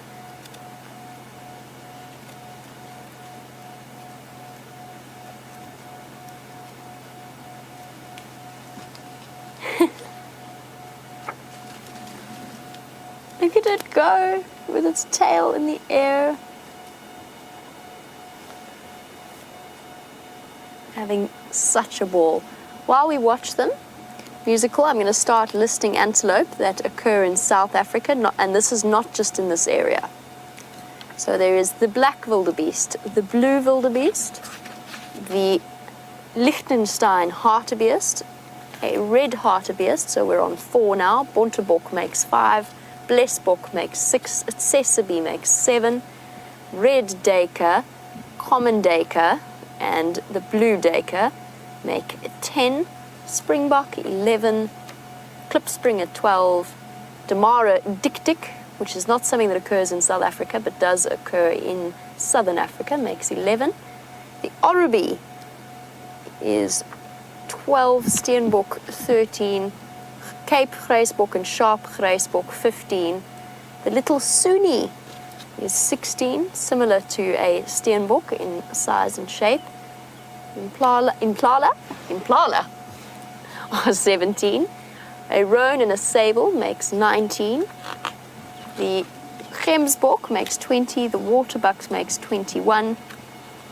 And then the bushbuck, Nyala, kudu, eland. I've lost track now. I got distracted by James's voice on the Game Drive channel, so I hope you were all keeping track of them. It said eland. The southern reedbuck, the southern mountain reedbuck, while we watch these kudu dash about. the grey rebuck, the red lechwe, the puku, the sitatunga. And that was a list of all of the antelope species that I can think of within Southern Africa. I really hope you were keeping count, because I couldn't really listen to James watch the kudu and list all the antelope at the same time. So I hope you were keeping count, musical. That was a list of all of them. And now, our little kudu sedately wandering off. Excess energy has been utilized. They're calm again, and off they go. First time I've seen kudu calves playing like that since I started working at Wild Earth. So a very special sighting in this incredible afternoon light.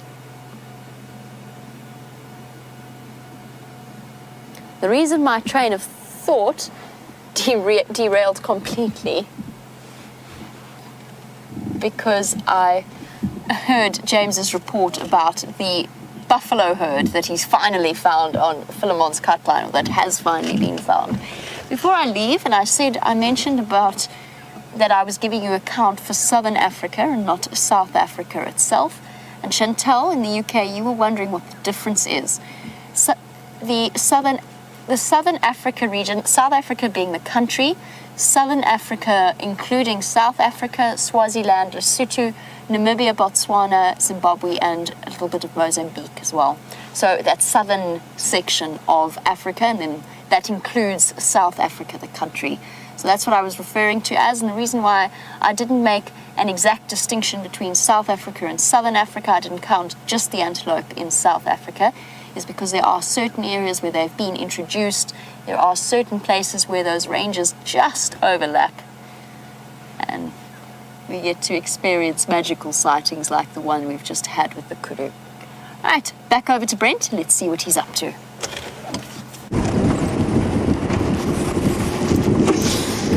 Well, wasn't that fascinating? Some kudu having a silly 5 minutes. And we were chatting about fires and how we deal with them out here. So each individual lodge will have a sort of a firefighting kit with a water bowser and some beaters.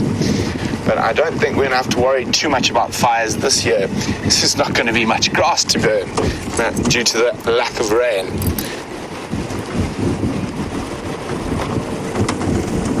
So we are checked the east extensively. We are now heading back down towards the south.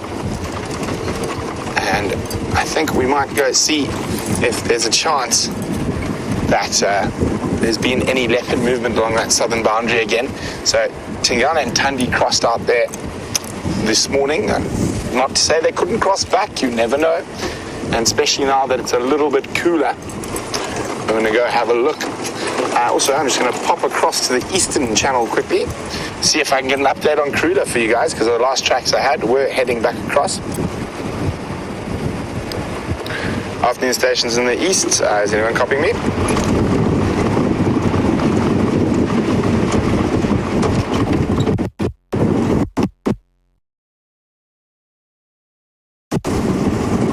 Very quiet of the radio. Okay, maybe they're all in the west.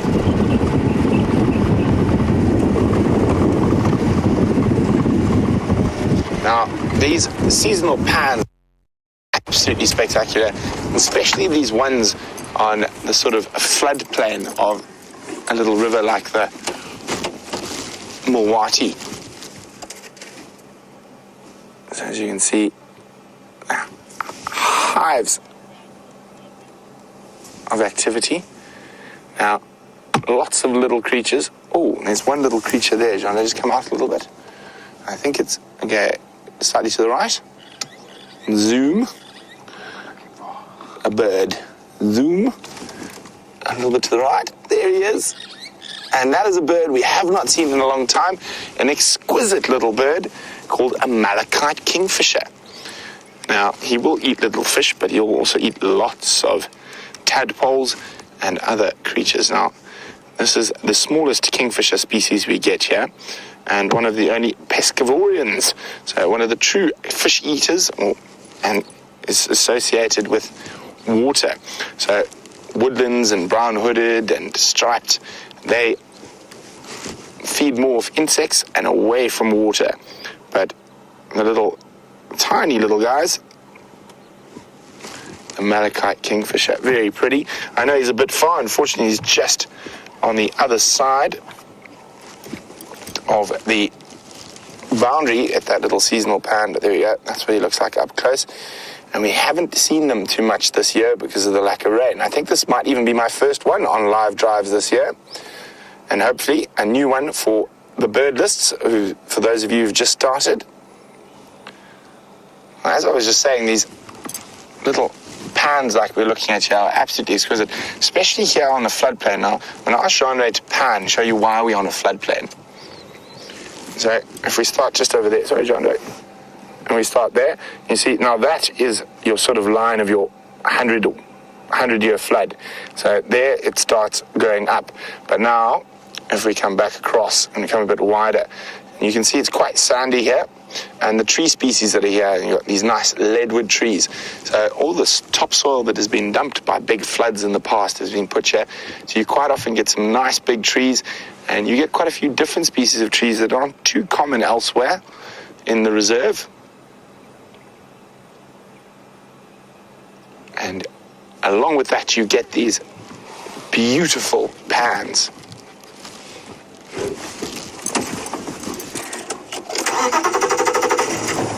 So, hello, Zoe, 68. Zoe says, do we occasionally get thunderstorms in winter? It is possible. It is very...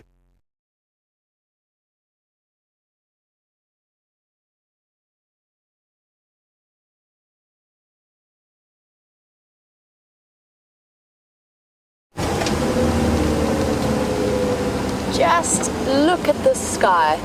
Brian and I were just discussing the weather and what sort of evening we're going to experience. We've both come to the conclusion with these cirrus clouds, or almost cirrus clouds, not quite high enough, but there's definitely some in the sky there, that we're going to be experiencing chilly temperatures this evening. I'm very, very glad, first of all, that I wore a long-sleeved shirt, and secondly, that I brought a jacket with me this afternoon, because it is going to be, I think it's going to be chilly. I'm quite enjoying this autumnal weather in its own way. It's sort of, it's got that transition feeling. It's a bit strange. It's almost unsettling, but not quite. And it's very, very beautiful. It's making for the most extraordinary sunsets that we're experiencing. You've come to me just at the moment where I was about to jump onto the game drive comms to the Arathusa guide, so bear with me for 1 second.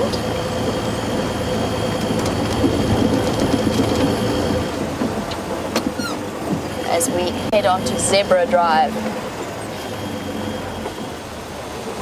Oh.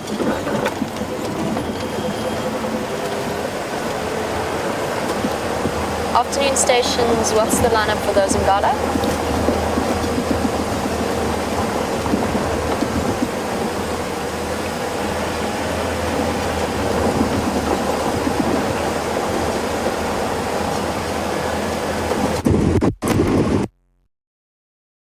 Sorry about that. It seems like we had some gremlins there, and now I've completely forgotten what I was talking about.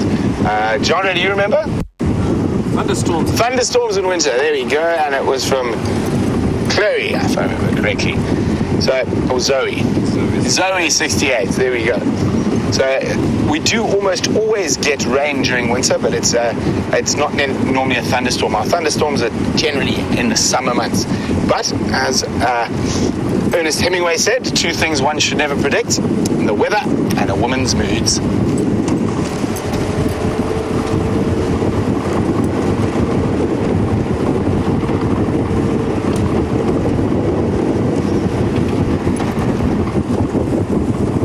So we're going to head out of this area we've been working now. I think I might meander towards the northwest, have a look around Sydney's waterhole, see if there's anything happening on those parts, because it is very, very quiet where we've been.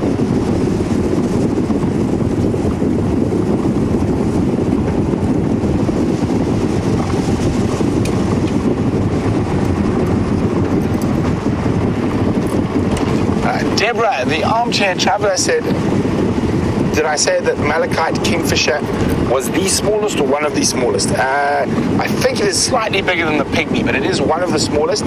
There are a couple of species that you get up in Central Africa that are smaller than both of those. It would be the African dwarf kingfisher, if I remember correctly. Let me just double check for you, Deborah.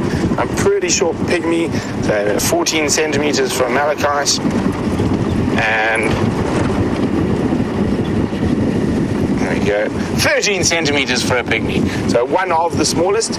Now the pygmies are migratory. They've already left. We had quite a few of them around, and I know a lot of you remember some fantastic sightings of pygmy kingfisher at one of the hyena dens.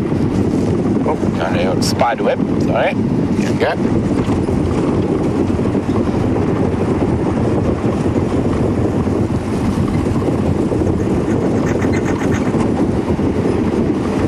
And you can see we're heading west into the setting sun.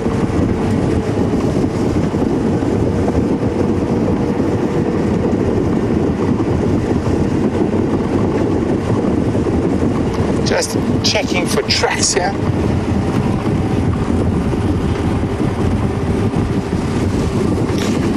Well, it's my pleasure. Mike in Florida, who's one of our avid birders, says, thanks, Brent. Kingfishers are my favorite. Yes, well, unfortunately, we haven't been seeing too many kingfishers with this dry weather. And maybe next year we'll get a few more. Now, there's a few kingfisher species that can possibly occur here.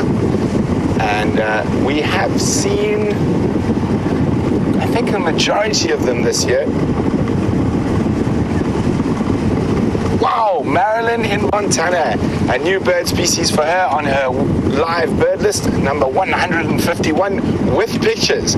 Well, keep it up, Marilyn. Mike, you better watch out, you got some competition.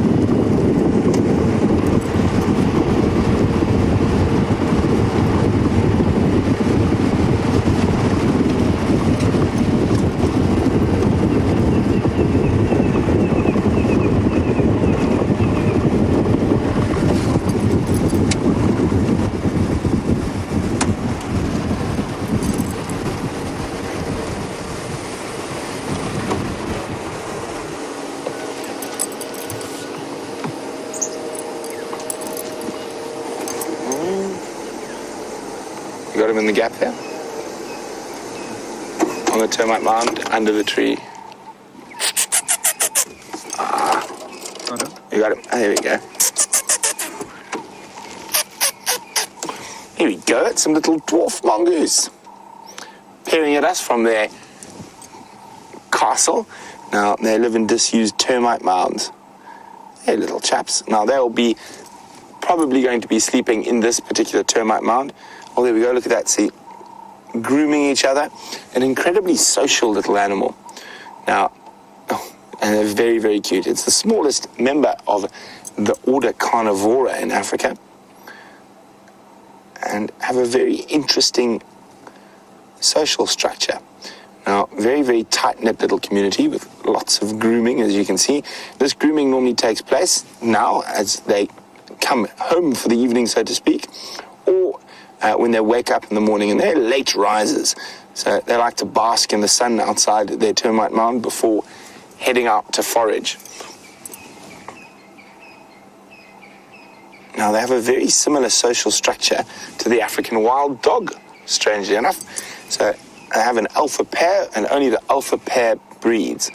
Now, the most fascinating thing for me is, unlike most animals, I'm just going to try slide, I think, a little bit forward. Which is better, Genre? Oh, the head's down. They should pop up again. Let's just see if we can get a better view of them. There we go, through there somewhere. You'll hear me make some little noises. Oh, he's popping up to the right there, unfortunately just behind the leaves. Well spotted, Genre. Definitely not our most clear dwarf mongoose sighting. Let's try a little bit more forward. But as I was saying, that they have a very similar social structure to the African wild dog. But one of the major, there we go, that's what we were looking for. one of the major differences between them and most other social predators is how they sort out hierarchy. So if one of the alpha pair dies, what will happen is, oh, very cute. Has he got a tick on him? Or is that just a, hey, he's just got a white spot. Maybe an old injury.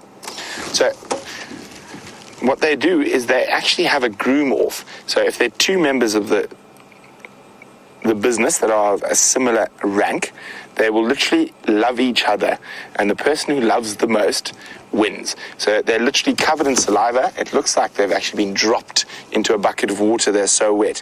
And those two individuals will keep licking and licking and licking each other, and the mongoose that's the most loving becomes the next dominant in the social hierarchy, which is absolutely fascinating, because most animals in the wild choose to fight and use aggression. Dwarf mongoose use cuddles.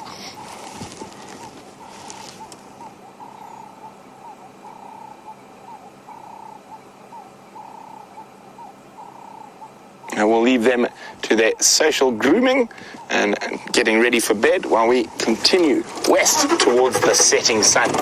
Now, Marilyn is wondering, what is the most numerous animal on Djuma? And that is quite an easy one to answer. It is the impala. It's actually the most numerous antelope south of the Sahara, one of the most successful species in Africa, and they are able to inhabit a wide variety of habitats, and that's what makes them so successful. Now, they are generalists, so they're not specialists like a wildebeest or a zebra who will only eat grass. Impala are generalists, so they will feed off both leaves and grass, which obviously enables them to inhabit quite different areas from a lot of the other species. They also are such a successful design. There are fossil records of impala from 1.6 million years ago that are exactly the same as today. So very successful in their breeding and in their adaptation to inhabit as many different types of habitat as possible. The only places you're not going to find impala south of the Sahara, where they haven't been removed by people, but I mean naturally, is the densest of the rainforests and also the driest of the deserts. Other than that, impala are pretty well spread through arid areas, wet areas, and a really fascinating species. It's quite often overlooked on safari, just because there are so many of them.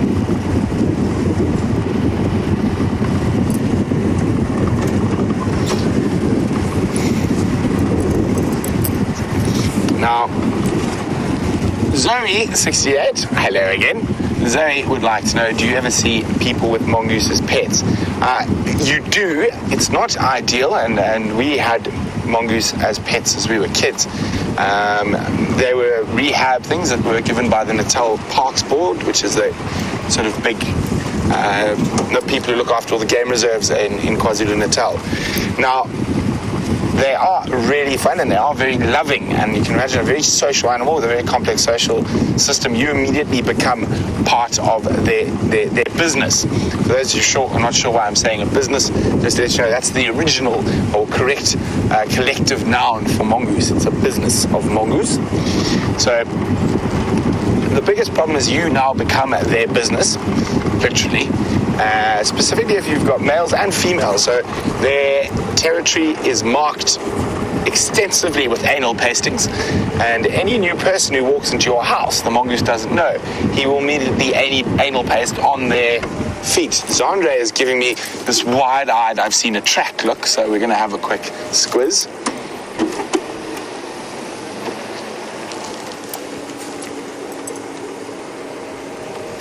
Now, what track is it, John? It's a male leopard, I'm thinking. And the females aside, I think it's Tandi and Tingana. This is where they went south. Unfortunately, John now has got a sad face that these leopard tracks have departed. So, well spotted though. We get kudos for spotting the leopard tracks. So, oh yes, so saying why mongoose are not the greatest pets. Now also, if that person reacts negatively, which a lot of people who are not used to the bush do when they get anal pasted on by a mongoose, they tend to jump up and down and scream. which makes the mongoose a little bit angry, and they have incredibly sharp teeth. And then mongoose bites, said screaming visitor, after being anal pasted on. So we had we had banded mongoose as pets, and the one was called Lord Montague, because he was literally the lord of the house. And also quite difficult because he was a male. He immediately thought my dad was a problem because Mom was the dominant female, and he used to give my dad an incredibly hard time, biting his big toe as he took his boots off, stealing his socks.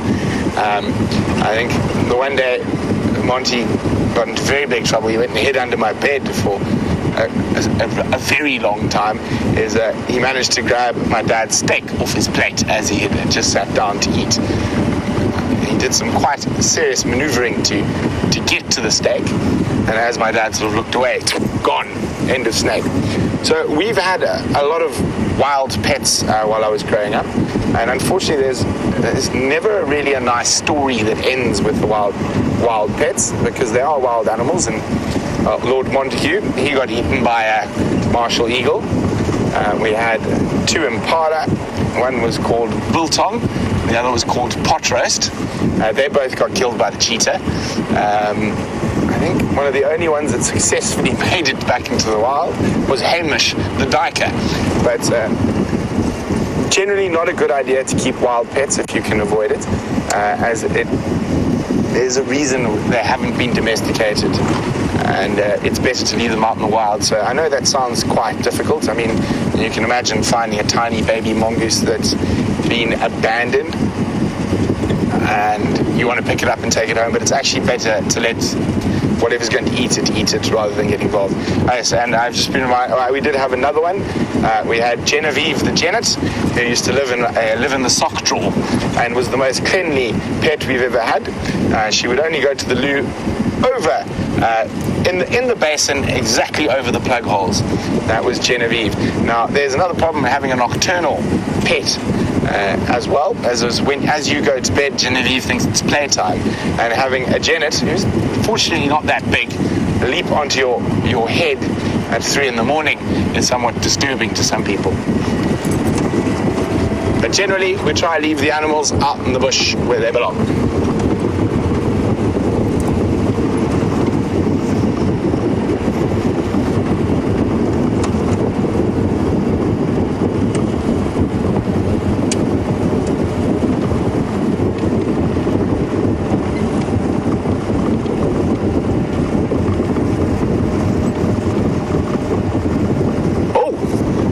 Waffling about and looking at the smallest member of the carnivore family, Jamie has got the largest. Here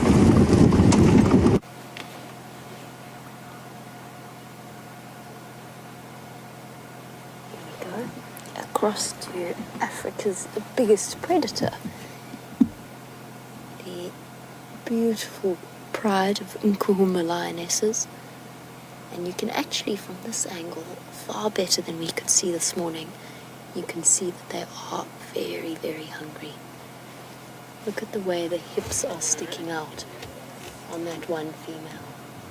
She definitely looks as though she is in need of a good meal. And that could well be the sub-adult. The sub-adult in this group always looks a little bit hungrier than the rest of them.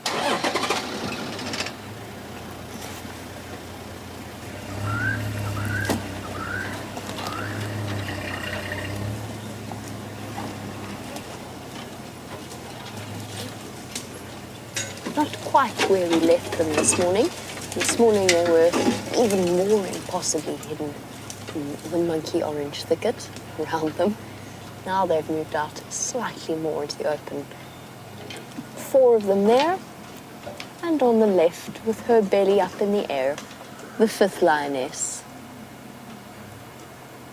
exposing the white belly to the cool evening air, and the 5 of them preparing for the moment when they will head off and hunt.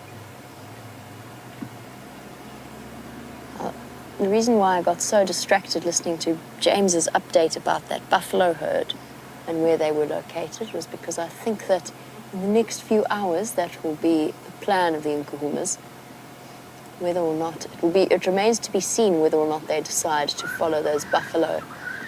Oh. Quick clean and a quick scratch.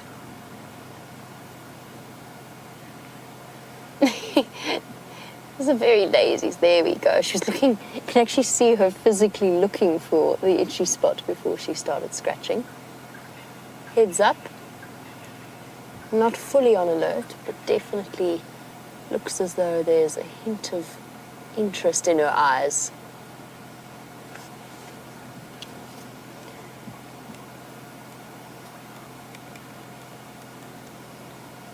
Okay. Well, one of the vehicles has moved out of the sighting, so we will be able to reposition and get a slightly clearer view. I just want to see what this lioness decides to do. I want to see if I think she's going to flop back down. Now, a couple of big yawns. Oh, look at those ferocious teeth.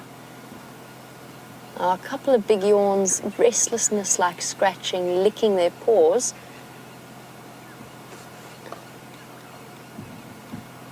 Very often suggest that they are about to get up and move. And Cat in Tampa, you're saying, have these lionesses moved at all since the morning safari? Time to get up and hunt, ladies. And I think that is what they plan to do. That one female already showing signs of restlessness. Cat, they have moved. They've actually moved further west than their position earlier, so further into Arathusa rather than further east towards Djuma, which isn't what I really expected them to do. But I think we can expect in the next few minutes that they are going to get up and start moving across the boundary line. We shall have to wait and see. She's licking again. And as I said, those signs of restlessness can sometimes precede a movement. In that case, it was just in response to a fly. But we'll have to start seeing it from more than one female before we can say that the pride itself is going to get up and move further and go hunting. And you'll probably find that they will wait for darkness before they actually go hunting properly. But they could get moving before then. So we've got probably another few minutes of them sleeping, and then it remains to be seen. Let's go forward a little bit. There's another vehicle coming to join us, and we need to make space for them. Plus, it gives us a slightly different view.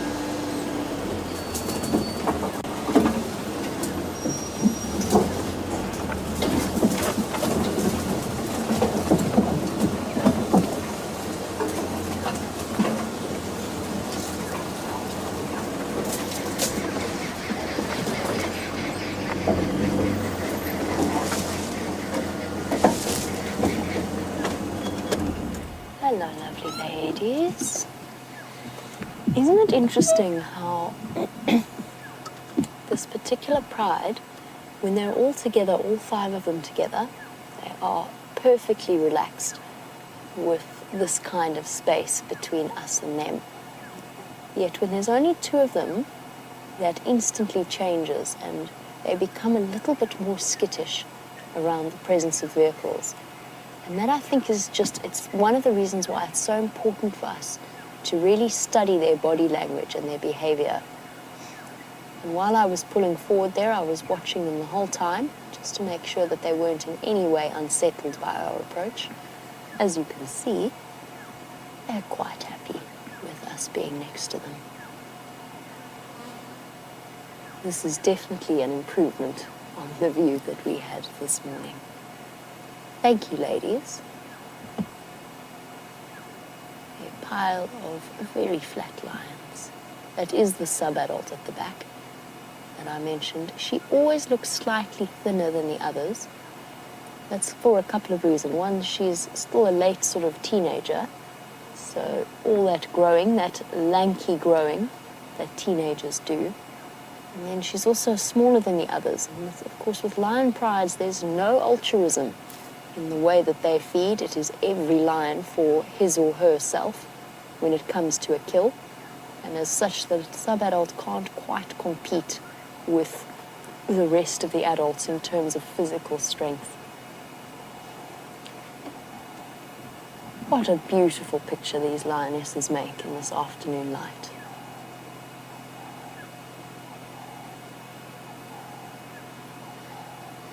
I'm not sure which one Amber Eyes is. I can safely say it's not the lioness in the front. Amber Eyes, of course, being probably the most distinctive of this lion pride. She's got very orangey coloured eyes as opposed to the normal yellow of most lionesses. When you see them sleeping like this, it's so hard to picture them as the fierce and efficient killers that they are. They look so incredibly peaceful that it's so easy to imagine them as similar to domestic cats. That, of course, is not the case. And those paws that look so soft and gentle are actually of tremendous strength. Those forearms, powerfully muscled, and of course the dagger-like claws that are nestled within their sheaths, ready to be extended at the slightest provocation. They truly are magnificent animals. And I always feel that the Nkuhumas are some of the most beautiful lions I've ever seen. There's a leanness and I would almost describe them as svelte. And they always, even when they're a little bit thin, look in good condition. And it's so nice to see them looking like this after the tumultuous events of the last few months and the things that they've experienced. Losing 3 of their members, 4 if we count Junior. Oh, she's dreaming, look. That's not a fly response, that's a dream. I wonder what she's dreaming of. Chasing buffalo? Chasing zebra, impala? Maybe she's dreaming of having a meal all to herself without having to share it with the rest of the pride for once. Maybe she's dreaming of chasing after a handsome Birmingham boy. Either way, she is most definitely dreaming. That's not a fly response. Look at that.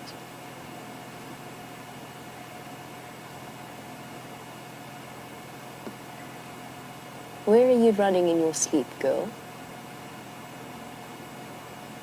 Even the back foot's twitching now.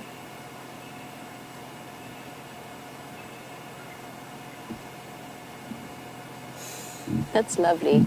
We so often get asked about whether or not animals dream, especially lions, since we do spend a fair amount of time with sleepy lions.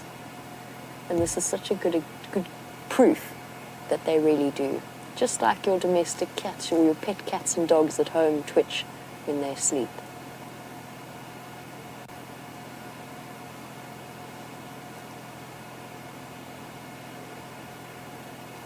And a big sigh from one of them.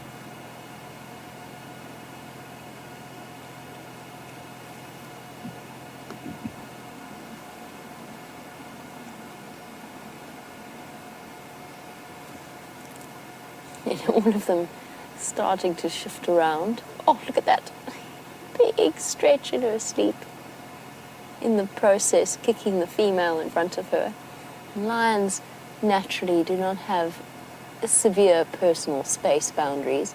And Donna's mentioned that it's so lovely to see them sleeping so close together. It is, isn't it? It helps that it's not a hot day, so they're not going to overheat each other, although I've never seen that stop them before. They very often lie close together, even despite the heat. But it just emphasizes, and it has an important biological function. It emphasizes the closeness of the bonds between the members of this pride, or between any pride. They're all related to each other, whether it be a female and her daughters, or 2 sisters, or an aunt, or a cousin.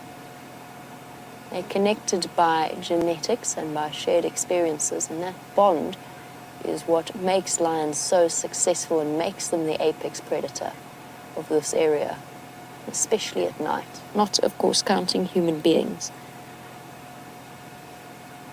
And that incredible tight bond will be evidenced a little bit later tonight when they set off hunting. I'm not sure why we've got Lona over there at the back. Maybe she's had a slight tiff with the lionesses, or maybe she just got tired of being kicked in the kidneys. There you go, Vic. There's the 5th lioness. She, for some reason, has decided that this afternoon she would like some space. Thank you very much. She could well have been lying with them. It might also have been that there was a patch of shade there earlier that was only big enough for 4, and she had to go off and find her own.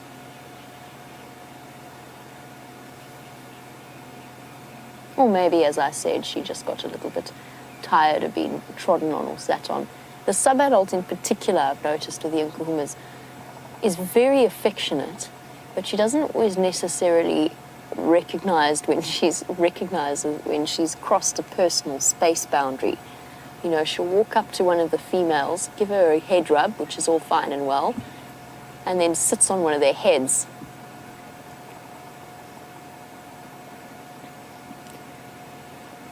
As I pulled in here, I told you exactly how I was interpreting the lion's body language and their behavior.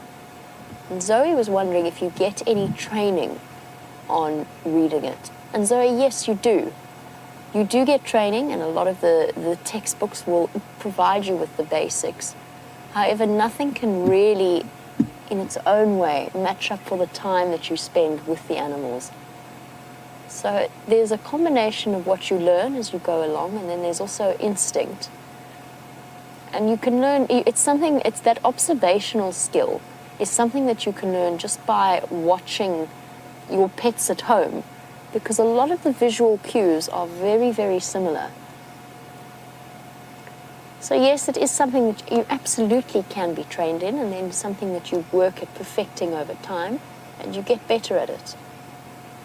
And you slowly build up a dictionary of a lioness's vocabulary or an elephant's vocabulary. And by reading the signs that they give each other, you can interpret the signs that they show you, because at the end of the day, it's so important for a lot of different reasons. One, we're in their home. We're in their home, and they don't speak our language. It's imperative that we learn to speak theirs, so that we do not adversely affect them in any way. And that's a very important part. Oh. Invasion of personal space there. Foot to chin.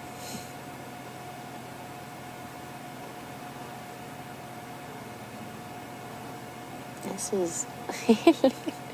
She's about to get kicked. There's some cuts on the inside of this lioness's leg, on the inside of her back leg there. And then along her side, there's a healing injury, something that obviously occurred quite a while ago. We saw it, we have seen that before. You can see it's picked up a little bit of the dirt. But something that's being fixed up nicely. That could have come from a couple of things, but most likely it was an injury obtained in hunting. Sorry guys, bear with me 1 second. The Game Drive channel, just need to use it for a second.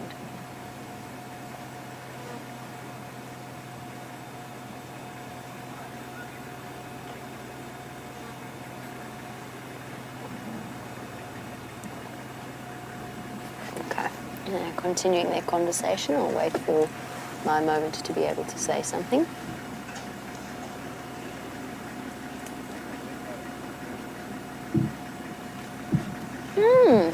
There's an animal I haven't seen in a while. While I take the opportunity to chat a little bit on the Game Drive comms and communicate some stuff, let's go over to Brent, who has the tallest creature out here.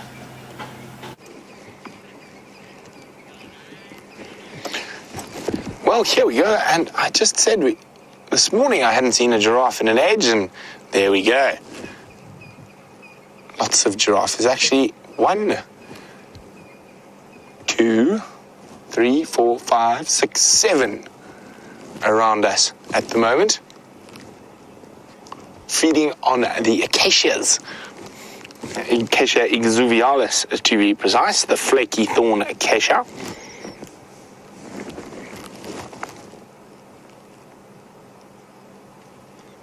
They must have meandered in during the day. I know a firm favourite of a lot of our viewers out there. And the tallest living terrestrial animal. So you will not find a creature taller than a giraffe anywhere else outside of Africa. Although this one is not the tallest yet, maybe about 6 months old.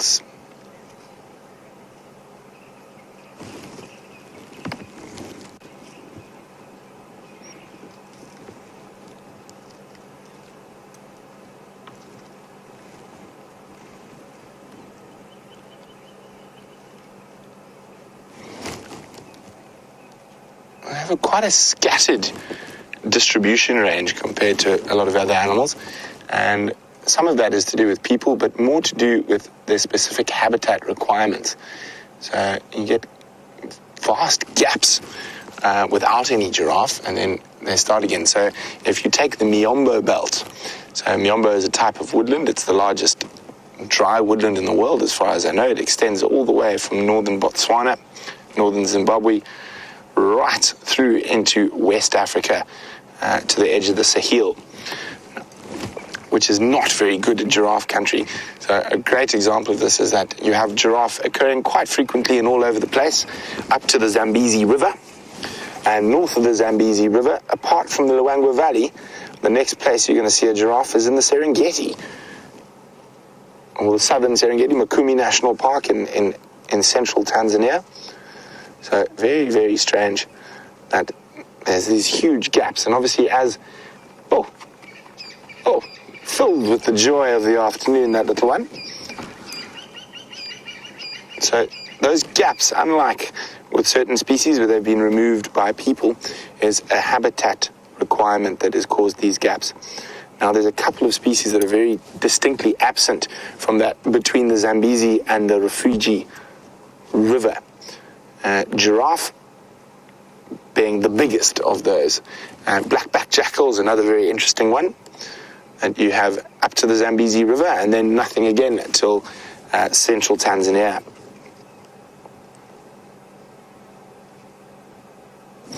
Let's just try and scoot forward a skosh.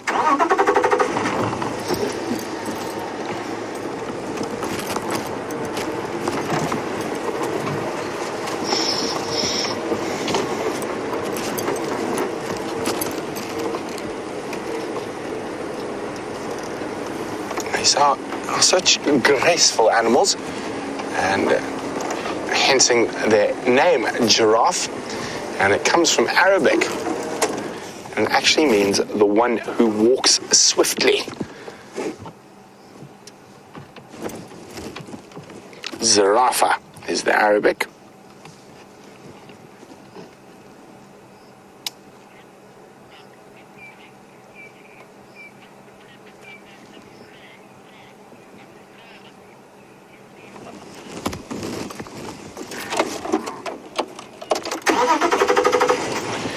So as we try and get into a better position to have a look at this journey of giraffe, Anki Pank is wondering what is the purpose of their horns and that fur on top.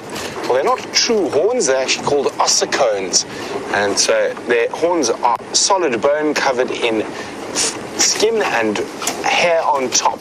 Now, in the females, the use is pretty redundant. They don't really compete with each other. But in males, it's very important. If we go to the second one from the right there, Jean-Andre, that's a young male. And you can already see, was it two young males there? No, it looks like one, the one on there in the middle. You can already see it. The horns aren't as delicate. They're starting to get a bit bigger, and they're starting to get the bald spot on top. Now, they're used in fighting. Now, giraffe use their long neck as a pivot, and they swing their heads and the top side of those ossicones into the necks of the other giraffe or the other male giraffe that they're battling with. So he's obviously started play sparring already, and you can already see that the hair is becoming worn. Now you also start noticing, oh, there we go, Jandre was looking for a giraffe with the sunset, and he's managed to just find the setting sun sneaking through the clouds. He's looking very impressed with himself at the moment, but well done, Jandre. There's your giraffe sunset shot. I think Virm and Brian have got better, though. And now I'm only teasing. So there we go, and that giraffe is at the moment feeding off one of our only evergreens. It's going to be very important as the winter months set in, the buffalo thorn.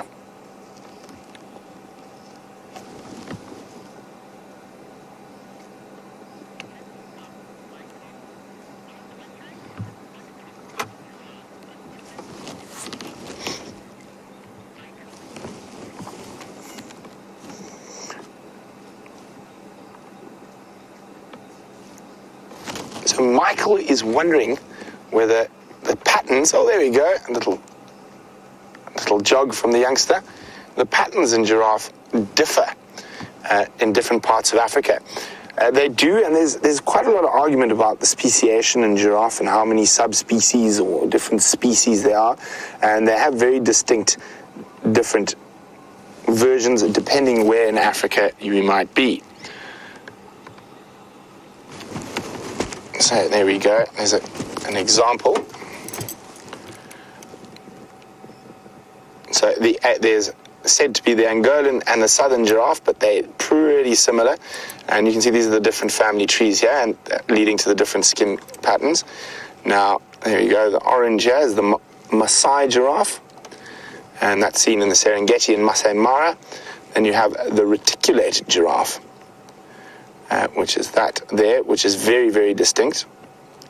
And then the Rothschild, which is one of the most rare of the giraffe species due to where they live, and that's actually from human pressure and civil wars in the southern Somalia. And then the West African giraffe that occurs in the Sahel zone. And you'll find there's huge gaps between these different populations. So there's the perfect example of what I was talking about. The Zambezi Valley pretty much runs, you can actually see it running there. And then there's not a giraffe between the Zambezi Valley and the Rufiji River in central Tanzania. There we go, there's the different giraffe patterns for Africa. Really interesting, great question there, Michael. And you got me, I was on my way to getting there, and you were too quick for me. But they're moving off in, let's just try to stick with them a little bit longer.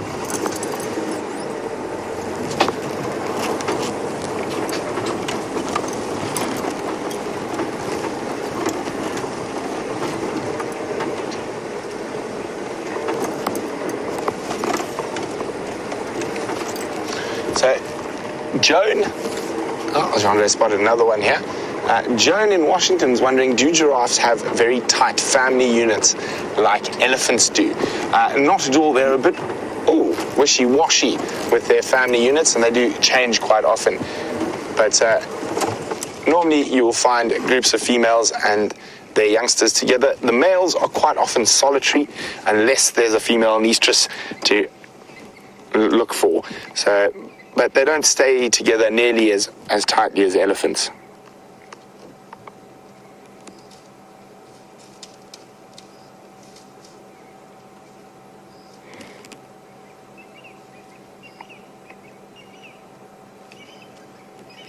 And we can hear one of my favorite calls in the African bush in the early morning and the late afternoon.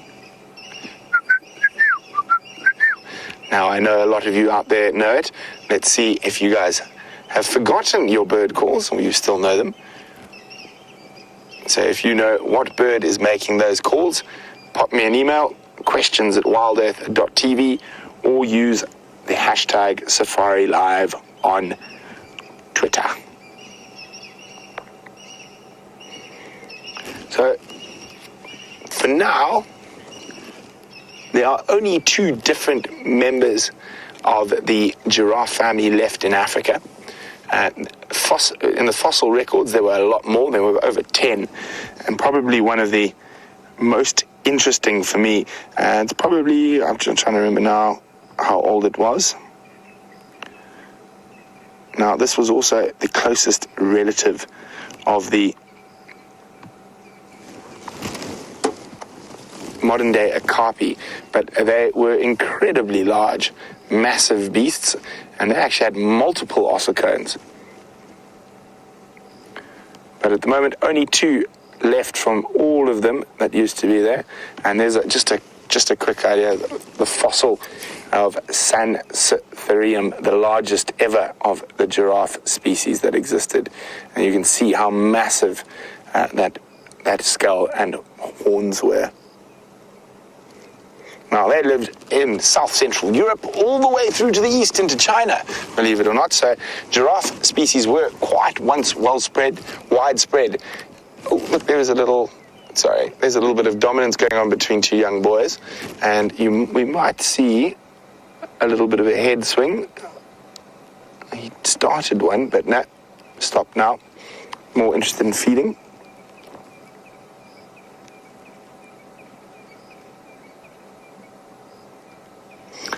Basically what happened is, as the climate throughout the world changed, particularly with Europe, and it got colder, a lot of those species became extinct while the African ones managed to survive.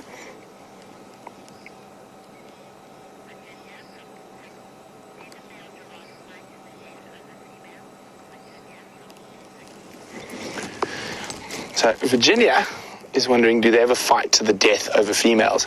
It is possible that they might get an injury that could result in death from their fights, but it's very unusual for them to fight to the death for females. Generally, it is quite obvious who is the winner in those situations.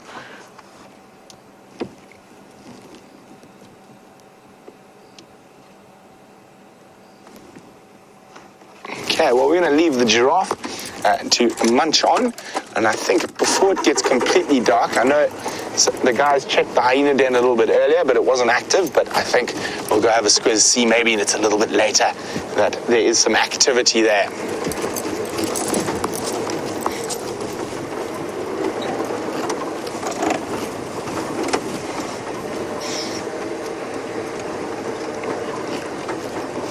So while we head back towards the second most dominant carnivore in the Sabi Sands, let's go back to Jamie, who's with the most dominant, but also quite often the most sleepy.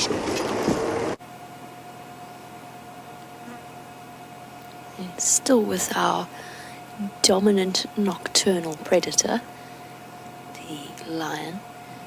This female's been the one who's demonstrated the most restless behavior so far. She seems to be in the process of cleaning her feet once again. I think that if these lionesses do decide to get up, she will be the one that initiates it. Really making sure she cleans in between her toes, using her teeth in places to pick off the ticks that have settled underneath in that sensitive skin. Another big yawn.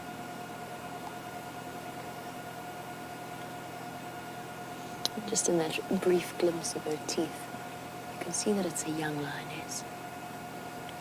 They're in perfect condition. Now look at that intent.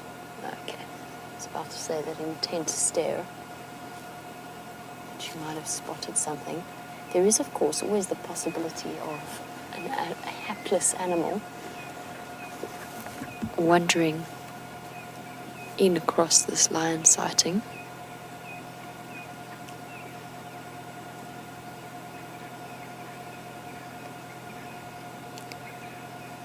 Think of the intensity in that gaze. She's heard something. She's not quite sure what it is. She's just watching. Oh. Back to cleaning.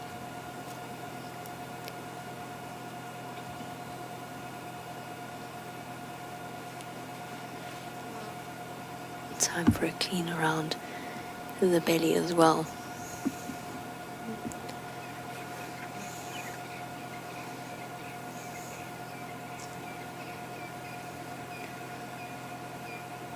Now, Carol, as we watch our lionesses lounging about, you were wondering about the other pride that we see regularly in this area, and that is the Styx females. You were wondering if any of them have cubs, and the answer is, having a nibble of the grass there. The answer is, Carol, yes. One of the Styx female has had cubs. Another big yawn. She's had cubs around the property to the south of us. It's a property called Vessels, and she's denning in a drainage line there. Which of course is wonderful news. We're all thrilled. I don't know how many cubs there are. Not entirely sure. That remains to be seen. And that for now, that den site is closed off to any vehicles coming to view those cubs. The other two were found with her this morning around that property. So it's still not clarified if any of the others have given birth or not. And on the same subject, Tim, you were wondering, are any of these females pregnant?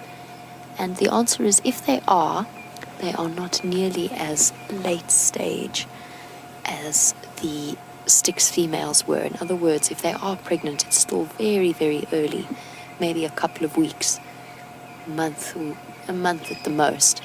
They're not showing any signs of pregnancy yet. Their nipples are not swollen. There you go. Thank you, girl. Perfect view before she rolled over and turned her back on us. So their nipples are not swollen. There's one with slightly more physically extended nipples than the others, but I don't think that is due to pregnancy. And of course, with lionesses, they're in the same pride. They will try and synchronize their estrus cycles so that they give birth at the same time, or not exactly at the same time, but within weeks of each other. And therefore, there's more than one female to help care for the cubs.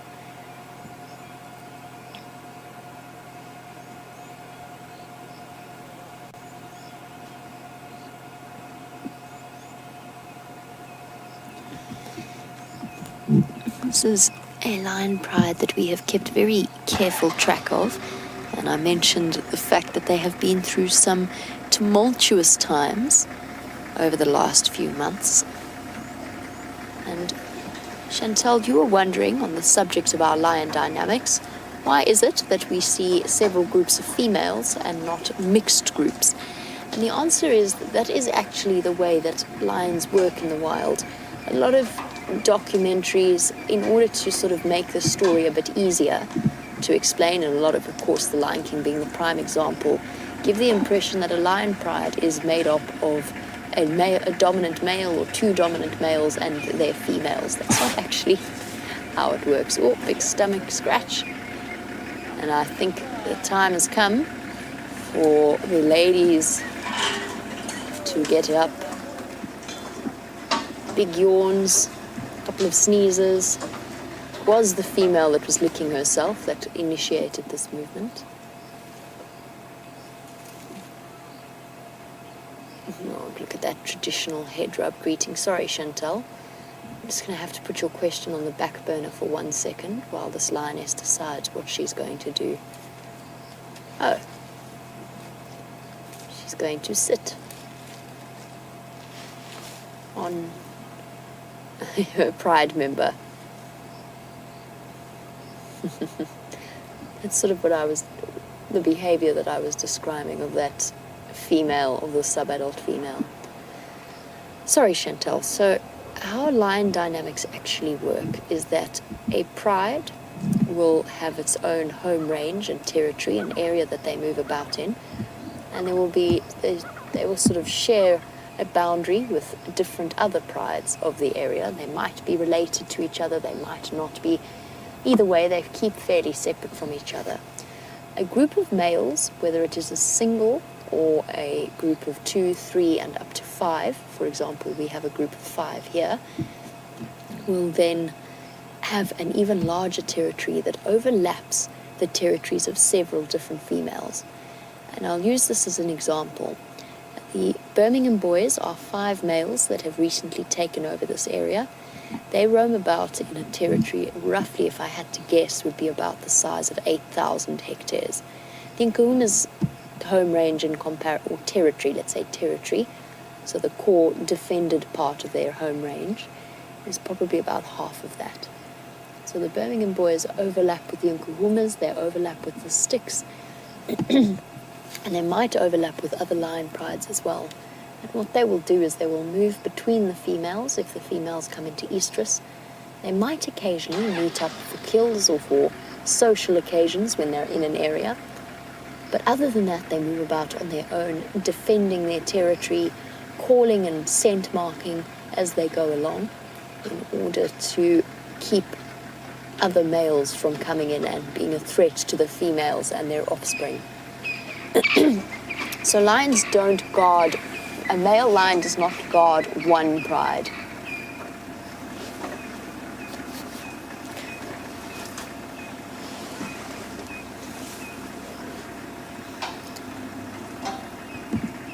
We've spoken about the high mortality rate of lion cubs and leopard cubs as well.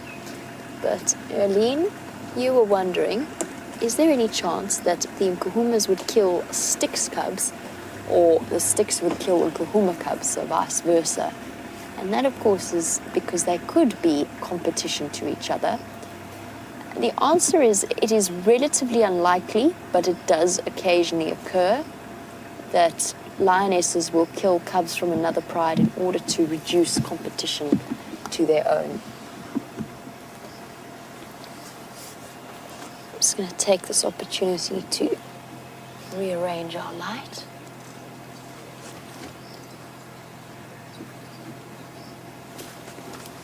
There we go. Whoopsie. Sorry everyone, I'm trying to shuffle about the car and I nearly fell out of it. But it's okay, we have regained footing. So Erline, you were wondering about that. It does occasionally occur. Erline. It does occasionally occur, but very, very seldom that they actually, and that's one of the reasons why females choose den sites, not in an area where they might overlap with females sharing the territorial boundary, because of course territory boundaries are fluid things and the animals might move about in different ways through there. So they pick parts where they are right in the center of their territory and where they are protected. And a lot of the time, lioness prides in a neighboring area are quite often related to each other. So they start to move off. Lioness prides sometimes split, either when they become too large or when a takeover is being conducted and there are females with young cubs that try and flee the area. Because males, when they conduct a takeover, will move in and actually kill the cubs of the previous dominant males. Look at that beautiful face. Now let us see if these lionesses decide to be on the move. I think they are going to.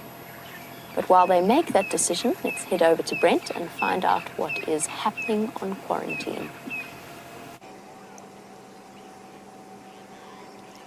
So great to have the wildebeest herd back on quarantine, and it is going to be quite an interesting couple of weeks with the wildebeest at the moment as they start their annual rut, and there will be much interesting behavior. Jamie said she saw some fascinating stuff with you guys this morning with the wildebeest on quarantine. Now they've been off feeding through the woodland and they've now moved back onto quarantine as it's got darker. Now, the reason for this nice big open area gives them a bit of a chance to see predators before they actually come upon them.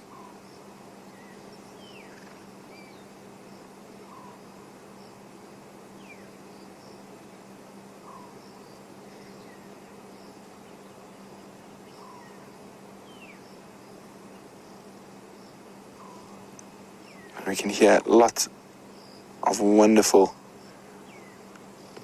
birds starting to get, the nocturnal birds starting to get going. You have the little scops, owlets. Boop. Oh. Boop.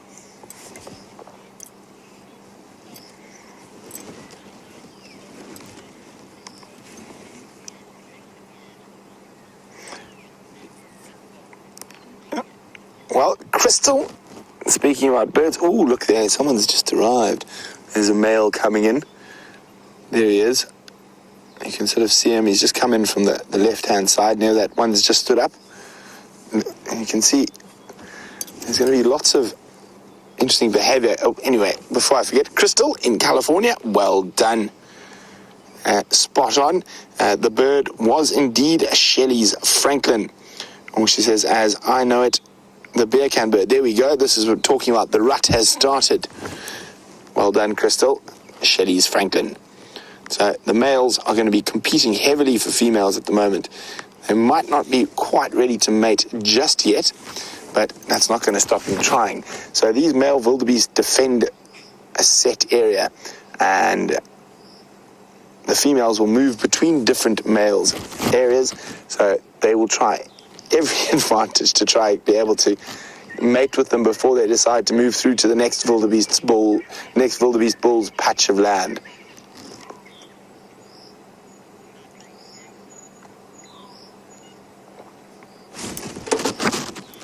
So there's a reason we won't be putting any spotlights on the wildebeest.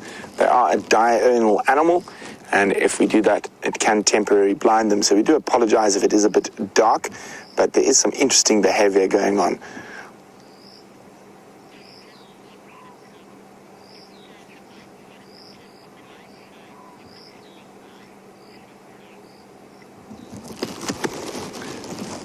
So Chantal is wondering, or asking us to remind her, what is it called when the light shines from an animal's eyes? Well, we just call it the reflection, but it's shining off the tapetum lucidum, which is that film there that that's what we use to spot the animals when we're driving around with the spotlights at night.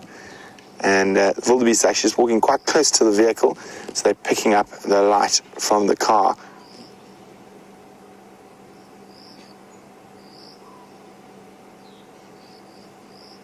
Now, a very specialist grazer, and they'll only eat short grass and very specific species of short grass.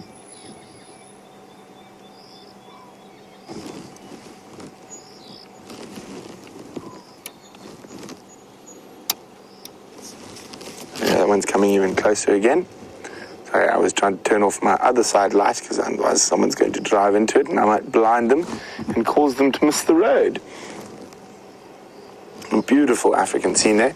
So I just got to have to move slightly just to let the other car pass.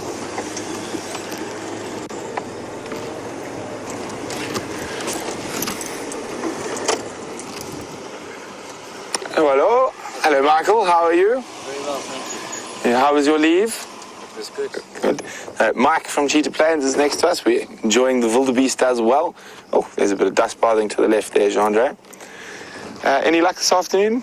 No, but in Gala and Gonza, we did pick up on those 9 tracks, but unfortunately we couldn't pick up which block they turned into. So. Okay, well, maybe you'll find them on the way home. Yeah, maybe. You never know. Enjoy, mate. Cheers.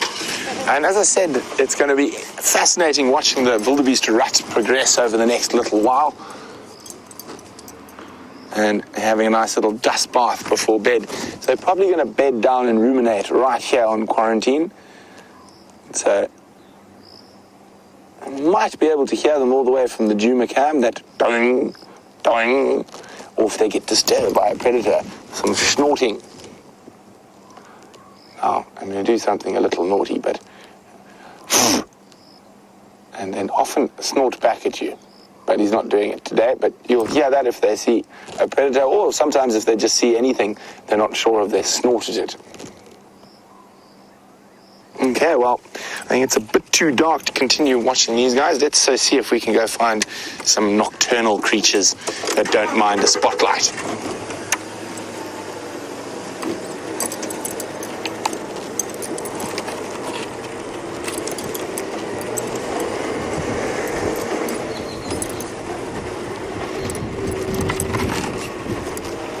Now, I heard that little Scops owlet calling down here somewhere. I'm going to see if we can find him. We have managed to find one I think it was probably a week or 2 ago. Beautiful little owl, the smallest owl species we get out here.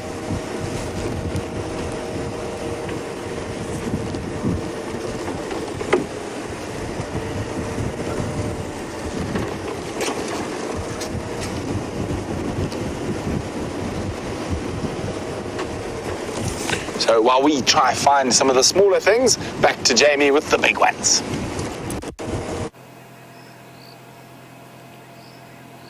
Our lionesses have thought about getting up several times this evening.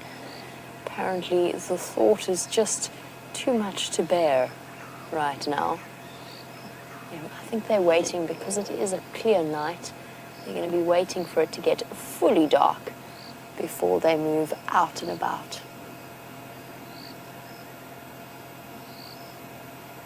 Enjoying those last precious few moments of rest before the night ahead. These two, the sub-adult and the female, have been grooming each other beautifully.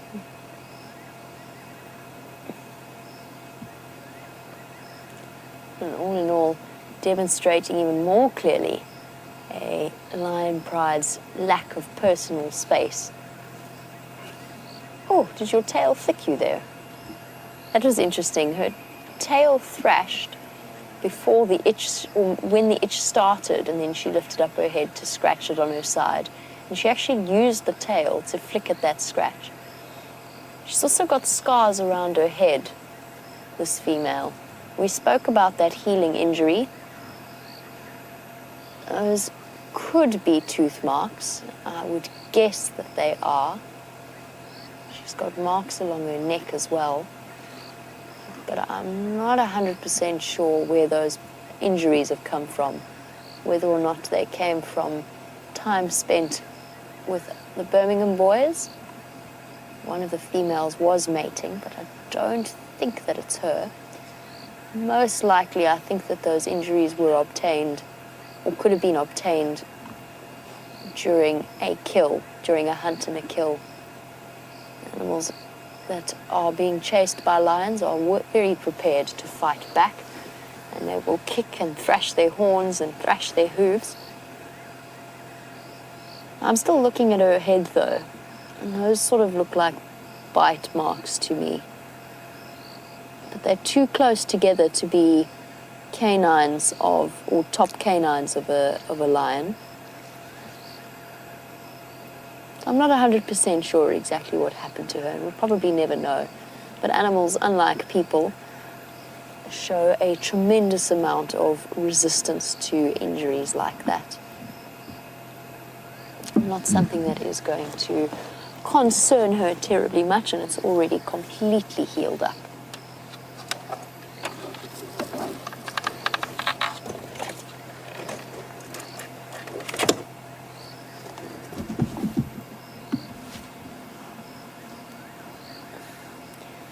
Apologies once again, struggling a little bit to hear your questions.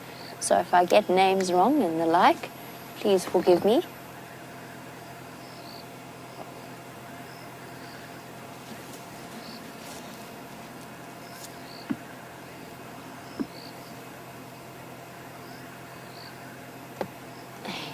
And looking at the injuries that this female has, and all of the places that they walk, Zoe was wondering whether or not ever lionesses ever get bee stings to their paws. I think that's what you asked, Zoe. And the question is, yes, probably they do every now and again. That thick pad, however, is impervious to most things, including most thorns. But the in-between parts of the toes are definitely not. That wound is still quite open, actually. It's quite raw looking. Now that she's twisted her side like that, that looks like a puncture wound. There's a deeper part of it. I wonder what she had a scrap with. Could be hyenas as well. A large group of hyena. I haven't seen them in this particular area come into such physical contact with lion prides, however. But maybe if they found her on her own or in a group of two, there is that possibility as well.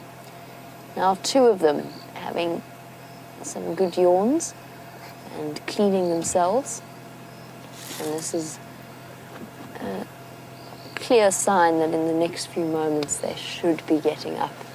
The female at the back now starting her yawns as well. This is how I often feel Oh, big stretches at the back.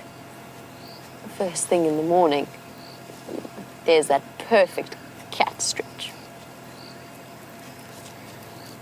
Limbering up. And here we go. Off into the night.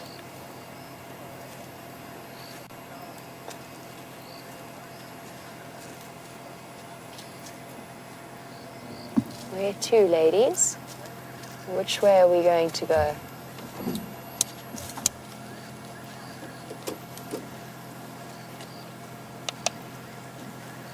She's stopping for a quick urine break. As are they all, actually, before they head off. Bear with me 1 second. I need to just get onto the Game Drive channel. The stations, these Ngala, now look as though they're getting ready to go mobile east.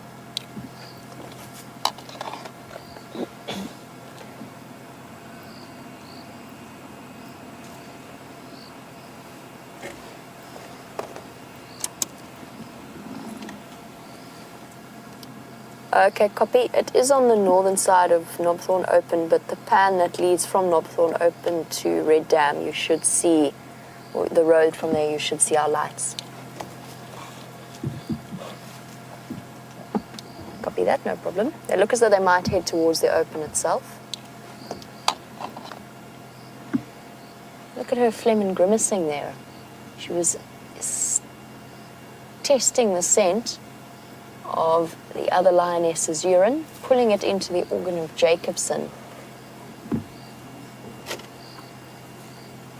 Moving across to the lioness in front of her. And just to describe what I meant by that, she pulled up her upper lip, up towards her nose, almost like a snarl. And that's a way of drawing the scent in and up to an organ that is specialized to interpret the scents that the lion is drawing into its mouth.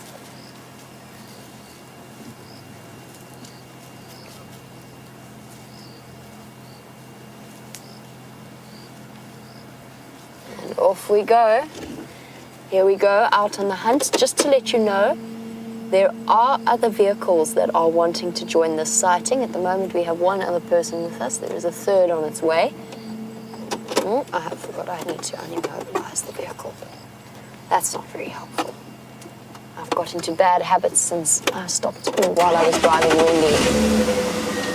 Alrighty, here we go. Through the bush.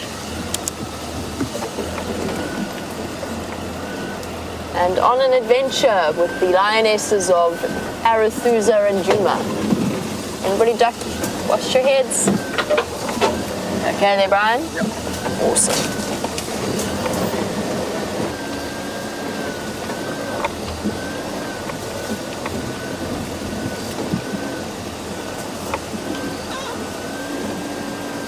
Stop. Okay. This lioness has actually spotted something. Let's just take our lights off.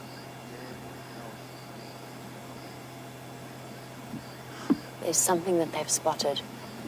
So I've turned my lights off and they're hunting. Sorry, we've got to just sit in darkness. You see their body language change. Crouch down. I know it's very dark, but it's one of the things that we just have to do. There's obviously an animal on the clearing, and I just want to chat to the other guy in the Game Drive vehicle. Station with the Ngala for Jamie. Can you see what they've spotted there?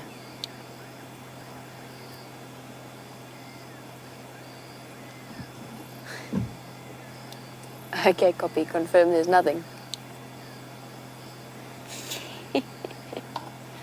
Interestingly enough, the other vehicle in the station has a much clearer view of what these lionesses can see, and he says there's nothing here. We're standing by.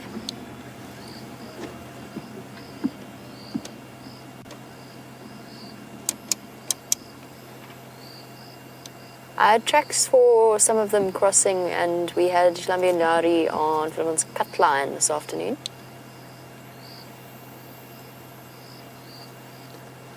Okay, now initially the reason... Sorry, hold on 1 second. Standing by. Sorry, Brian. Copy, thanks. Okay, so the lionesses are not nearly as foolish as we are. Now, I'm afraid, it becomes a waiting game. We have to sit in the dark because we don't want to give the lionesses away. We don't want to give the impala away. So we're going to sit in complete darkness and we just have to wait and we have to listen. And that's why the lionesses all of a sudden went down into that typical stalking posture. Now, Roy's on the other side of me. He's watching on that side. And we just have to listen and wait for the patience of the lionesses to materialize into a hunt. Fingers crossed they're going to be successful. They look as though they need it. It's been a long few days, clearly, for the Nkuhumas lionesses. And what's happened here is immediately the lionesses have demonstrated this incredible ability to organize their hunts. And what I mean by that is the one female split off to the right. She's about, I would say, about 20 meters away on my right. The other 4 went straight ahead on the left, to the left. And they're about 20 meters in that direction. So already we've got the plan forming. And you'll probably find that the female that's on my right is going to creep around towards the clearing and then chase the wildebeest and try and herd them back towards these lionesses.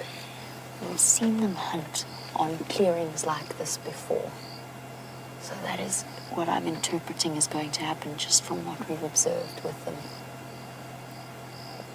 And of course, for those of you who are familiar with Billy Connolly, or perhaps have been watching Brent's Facebook updates, I showed him that Billy Connolly sketch of the lionesses hunting wildebeest.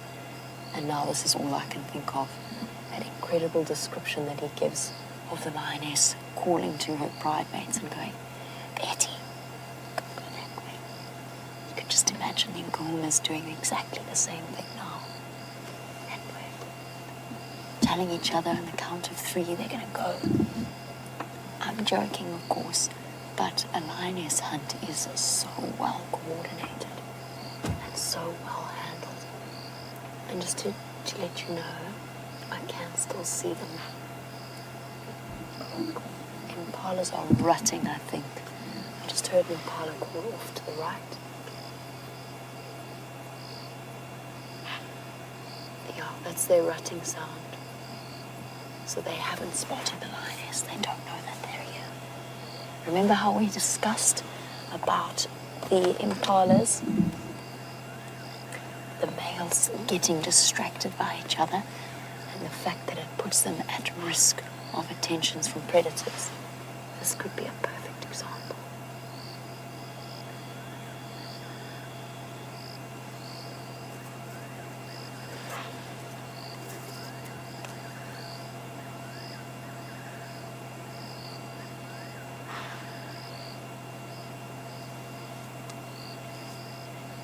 It's just, sorry, I'm just sitting listening to the game drive comms as well. It's just sitting in the quiet for a moment. I just want to hear what's going on exactly.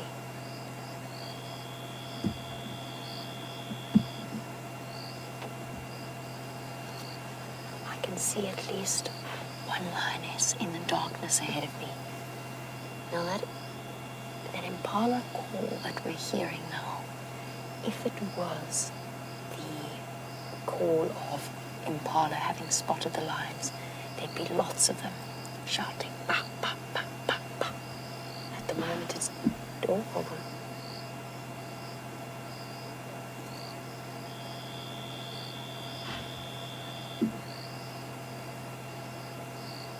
You might have seen them. It sounds as if there's just one lone impala trying to get the rest of them to believe in that there are lions here. No, that sounds more like an alarm call.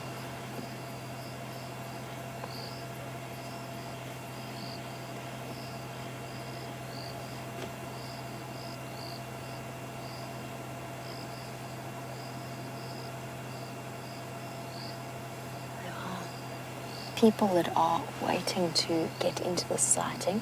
So at some point I'm going to need to talk on the Game Drive channel. I'm going to leave it for now.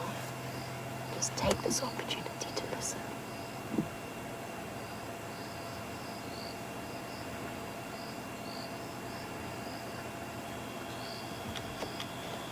I'm just going to very, very briefly flash my lights. One of the other vehicles is checking as well. It's going to be a very quick check that this lioness is still here.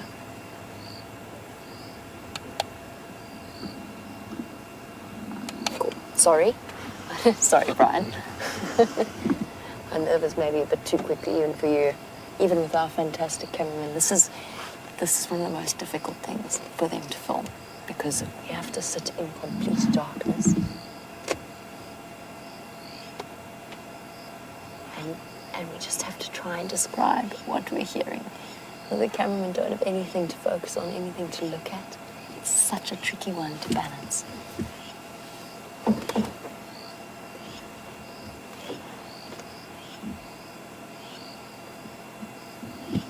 But just their alarm calls, the alarm calls of these impala don't quite sound right. Just keep listening. I'm really hoping for the sake of the Nkuhumas that the impala haven't seen them. These ladies really do need a meal. So, let's just wait and see.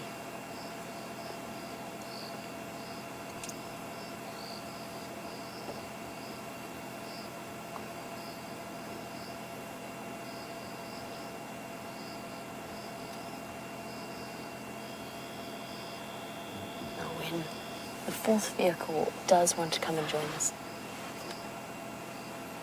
Sorry, hold on 1 sec. I'll finish that thought in a moment.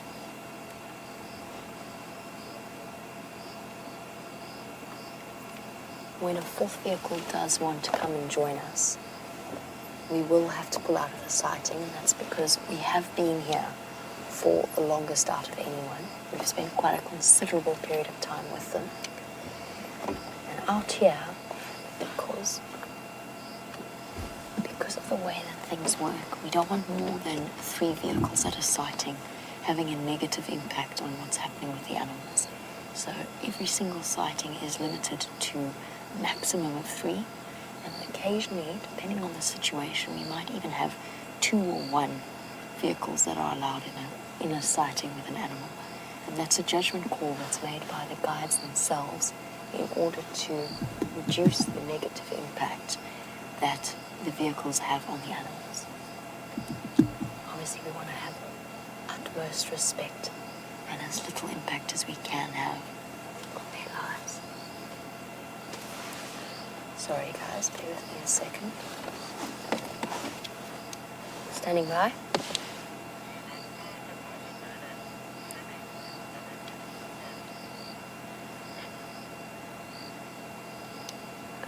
It seems like the wilde are directly south, somewhere around the clearing. The marla are a little bit more to the west. The other vehicle might have a better idea.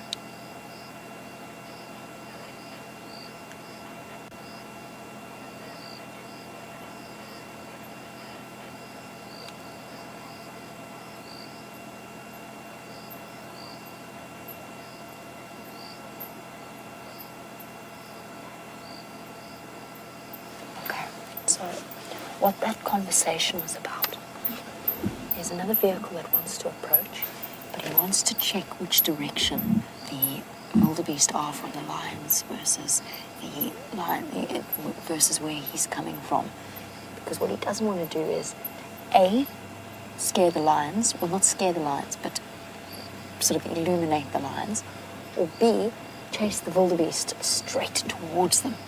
However, from what I can hear from the other vehicle who's got a much clearer view than I do, the wildebeest have spotted the lions, so the impala, And the wildebeest have actually run off, and there's a lion in the middle of the open area. You can see now that spotlight going. So for now, it seems as though the hunt might be over.